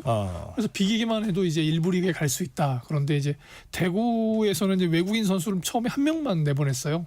그래서 외국인 선수가 부상인가 이렇게 됐었는데 다시 이제 그 에드가 선수를 합류하면서 그 다음부터 경기 내용이 달라졌어요. 그래서 이제 4대3이니까 사실 전반전에 골이 너무나 많은 기회가 있었는데 들어가나 안 들어가나 고민했었는데 전반 종료 직전에 넣었습니다. 예, 대구가 넣어서 이제 4대4 동점이 된 상황이잖아요. 세징야 선수가 넣어서. 그래서 이제 그러면 분위기가 순식간에 넘어갈 수가 있어요. 그래서 또 홈 경기고. 그래서 대구가 막 몰아붙이는데 후반전에 골을 넣었습니다. 또 에드가 선수가 넣어가지고 5대4로 역전이 된 상황이었어요. 그리고 보통은 2부 리그 팀들 어느 정도 되면 좀 이 정도 되면 이제 힘들구나 하고 포기를 하는데 충남 아산은 포기하지 않았습니다. 그래서 후반전 종료 직전에 페널티킥을 얻어서 동점이 됐어요. 5대 그러면 충남 아산이 올라가는 거 아니에요? 무승부면. 근데 이제 다 합쳤을 때. 다 합쳤을 때. 네, 그래서 5대5 상황에서 연장전에 들어갔어요. 그래서 연장 시작하자마자 3분 만에 이제 그 이찬동 선수가 결승골을 뽑아서 4대3, 3대1 그래서 합쳐서 6대5로 대구가 이겨서 대구는 잔류하게 됐고 충남 아산은 내년을 기약하는 그런 상황이 됐습니다. 승강이 이게 정말 어려운네. 경기를 보시면 다시 한번 보시면 정말 절실함이라는 게 느껴져요. 마지막까지 선수들이 뛰고 골키퍼가 공을 잡아서 저 앞에 최전방까지 공을 보내는데 그 선수들이 쓰러질만 하거든요. 사실 120분을 뛴다는 게. 근데 끝까지 거의 뭐 경기가 끝나서는 다 쓰러질 정도로. 그래서 최근에 본 경기 중에 가장 절실한 경기였다. 충남 아산은 또 내년을 또 기약해야 되겠습니다. 다시 네. 2부에서 또 시작해야죠. 네. 자, 또 한 팀이 있죠. 네. 그 서울 이랜드요? 서울 이랜드요. 이제 어제 경기를 보면 사실 서울 이랜드가 전북이라는 팀이 워낙 강한 팀이에요. 사실 네, 올해 이렇게 저거하고 있지만 가장 많은 우승 횟수를 가지고 있는 팀인데 올해 잘 안 풀려서 내려왔었는데 전반 37분 전북 만에 현대입니까? 네, 전북 현대입니다. 네. 근데 이제 시작하자마자 3반 37분 만에 문성민 선수하고 그 티아고라는 선수가 티키타카 하다가 넣어버렸어요. 골을 뺏기고 나서 그러면 이것도 선제골을 내주면 좀 끌려갈 만한데 후반 시작하자마자 이랜드가 그 오스마르 선수가 헤딩골로 만회를 합니다. 그래서 또 1대1. 그래서 뭐 이제 정말 피 튀기는 한치 양보 없는 그런 경기를 펼치고 있는데 후반 38분에 전북 현대가 헤딩골을 넣었어요. 그래서 2대1. 근데 이 두 팀은 이제 오는 8일 한 번 경기가 더 남아 있거든요. 한 번 더 남아 있어요. 네, 저번 같은 앞선 경기처럼 두 번을 해서 골 수가 많은 팀이 이기게 됩니다. 근데 만약 비기게 되면 이번 같은 또 연장전을 가야 되는데 한 골 차이라서 만약에 서울 이랜드가 한 골 차로 이기게 되면 또 연장 승부, 또 절실한 게임을 보시게 될 겁니다. 이 서울 이랜드 제가 지난주에도 그 김도윤 감독 얘기하면서 두 골 먹고 세 골 넣자 뭐 그 말씀 제가 드린 것 같은데 네. 워낙 공격 축구니까 그래서 사실은 이렇게 팽팽한 승부가 되는 거죠. 보통은 일부 리그 팀한테 한 골을 먹게 되면 좀 처음에는 보통은 이제 잠궈서 역습을 올린다고 하는데 한 골을 먹게 되면 좀 당황하게 되거든요. 그런데 당황한 모습이 없었어요. 그런 걸 봐서는 서울 이랜드도 준비가 잘 된 팀이다. 그러면 이제 이번에는 이제 전북에 가서 하겠네요? 그렇습니다. 전주 월드컵 경기장에서 그야말로 배수진을 치고 홍공세로. 근데 또 이제 전북의 서포터스들이 또 워낙 또 강렬해요. 거기가 셉니까? 네, 또 일부 리그의 강렬한 서포터스들을 이기려면 아무래도 많은 분들이 가서 응원을 해주셔야 될 것 같습니다. 그래. 이렇게 일부 리그만 볼 게 아니라 일부 리그, 2부 리그 승강전이 갖고 있는 이 정말 처절한 경기 이런 것들 좀 다들 보시고 응원해 주시면 좋겠네요. 자. 손흥민 선수가 풀타임을 소화를 했는데 그 아쉽게 공격 포인트는 늘리지 못했고 시작하자마자 뭐 기회가 아주 좋은 기회가 왔는데 그것을 놓쳤다고 하더군요. 상대 수비가 실수를 한 걸 이제 베네로라는 선수가 왼쪽에서 받아서 손흥민 선수에게 정말 자로 잰 듯이 줬어요. 손흥민 선수가 딱 보면서 시야도 다 트였고 근데 정말 구석으로 몰아 넣어야 되겠다 했는데 골키퍼 선방에 막혔습니다. 경기 시작 50초 만에. 그래서 만약 그걸 넣었다면 경기를 쉽게 풀어갈 수 있었을 것 같은데 여러 골 넣을 수도 있겠죠. 네. 왜냐하면 그 맨시티전 돌아와서 도움 기록했고 지난번 AS 로마 물론 PK이긴 하지만 골도 넣었고 그러면 3경기 연속 공격 포인트를 넣으면 전반적으로 기가 살 수 있는 그런 계기였는데 최근에는 그 부상 이후로 후반 한 20분 정도 되면 교체를 했잖아요. 그래서 전체를 다 못 뛰는 상황이었는데 풀타임을 출전했고 기회도 조금은 있었는데 살리질 못했어요. 그래서 어제 다행히 존슨 선수가 넣고 저 상대방의 팀 케어니 선수에게 한 골을 내줘서 1대1로 비겼는데 비기기엔 좀 아까운 경기였죠. 어제는 첫 골을 넣고 전반 한 19분쯤 잡았던 그 상대 수비가 좀 어수란 부분을 해서 넣었으면 2개 정도 공격 포인트 2개 정도 올릴 수 있을 것 같았는데 어제는 조금 뭔가 안 풀리는 듯한 느낌이었어요. 골운이 안 따랐습니까? 네. 네. 자, 이혜인 선수요. 네, 피겨 스케이팅 국가대표죠. 네. 좀 어려움을 겪었어요. 그런데 복귀를 했군요. 네, 이게 뭐 지난 5월달에 한참 이제 거의 뭐 핫 이슈가 됐었죠. 피겨 스케이팅 대표팀이 이탈리아로 전지훈련을 갔는데 보통은 그 전 국가대표 선수들이 전지훈련을 가면 그 전에 서약서를 씁니다. 다 성인들이긴 하지만 일부가 성인이긴 하지만 서약서에 음주하지 않는다. 또 이성의 숙소에는 들어가지 않는다. 뭐 이런 나름대로 서약서를 쓰는데 이 선수가 뭐 기분이 좋았는지 술을 한 잔 마셨어요. 그리고 이제 그 후배 국가대표 남자 선수하고 뭐 애정 행각이라고 그러는데 키스 정도 한 것 같아요. 근데 이제 그런 내용이 전달이 됐어요. 전달이 돼서 빙상경기연맹 3년간 자격정지.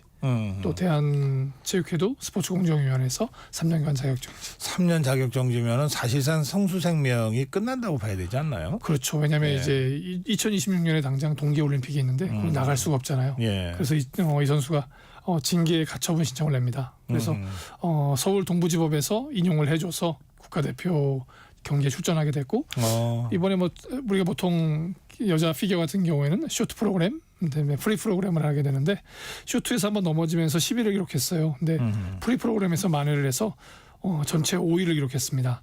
전체 5위를 기록했는데 우리나라에서 열리는 4대륙 대회에 3명이 나갈 수 있거든요. 근데 신지아 2위를 한 신지아 선수, 3위를 한 김효성 선수가 아직 주니어 선수예요. 네. 그러다 보니까 5위인 이제 이혜인 선수도 합류를 해서 4대륙 대회 국가대표 자격을 갖고 출전할 수 있게 됐습니다. 예, 다시 선수 생활 할 수 있게 됐고 국가대표팀 복귀했다 그래. 예, 그러니까 좀 다행이기도 하고 더 힘을 좀 더 내줬으면 하는 생각도 드네요. 아, 신재 선수 대단하네요. 프로 통산 65번째 우승이요? 네, 65승입니다. 근데 이것도 카운트를 제대로 하면 KLPGA에서 아마추어 자격을 한번 나와서 우승한 적이 있거든요. 그것까지 더하면 66승인데 이제 프로 데뷔해서 승수만 따지기 때문에 65승입니다. 호주에서 있었던 경기인데요. 이제 그 ISPS 호주 오픈에서 17언더파를 쳤어요. 17언더파를 쳐서 지난 대회 우승자인 그 남아공의 애슐리 부아이의 2타차 우승을 했는데 경기가 되게 재밌었던 게 이글이 2개 나왔거든요. 4번 홀하고 10번 홀. 특히 4번 홀 같은 경우에는 벙커에서 쳐 올렸어요. 벙커에서 이거를 해요? 네, 나이도 안 좋았는데 거리도 있었고 나이도 안 좋았는데 정말 공이 아주 가볍게 스물스물 걸어가다가 홀컵에 들어갔습니다. 야. 그래서 65승인데 뭐 KLPGA에서 20승, 일본에서 28승, LPGA에서 11승, 호주와 유럽 등에서 6승, 그래서 통합 65승을 거뒀기 때문에 어마어마한 기록이죠 이것도. 네. 조금 슬럼프처럼 이름이 안 보였는데 오랜만에 이름 보니까 참 반갑더라고요. 네. 자, 마지막으로 짧게라도요. 국민 욕바지라고 지금 별칭이 붙어버렸어요. 참 우리 체육계로서는 정말 부끄러운 일인데 이기영 체육회장이 3선 도전하고 정몽규 축구협회장이 4선 도전한다고요? 네. 두 분 다 하시는데 특히 이제 그 정 회장 같은 경우가 이제 오늘이 마감일입니다. 등록 마감. 그래서 오늘 등록을 하셔야 되고 또 스포츠 공정위원회에 연임 심사를 받아야 됩니다. 근데 이제 지난주에 그 K리그 대상 시상식이 있었는데요. 본인이 나와서 직접 다음 축협회장에 출마하겠다. 그리고 뭔가 마무리를 잘하고 싶어서 그렇다. 이렇게 밝혔기 때문에 지켜보셔야 될 것 같은데 스포츠 공정위원회가 어떤 결과를 내릴지 모르지만 지금 상황을 봐서는 통과하지 않을까 싶습니다. 예, 스포츠맨십의 핵심이 명예인데 국민들이 어떻게 생각할지요. 오늘 여기까지 듣겠습니다. 고맙습니다. KBS 김한수 기자였습니다.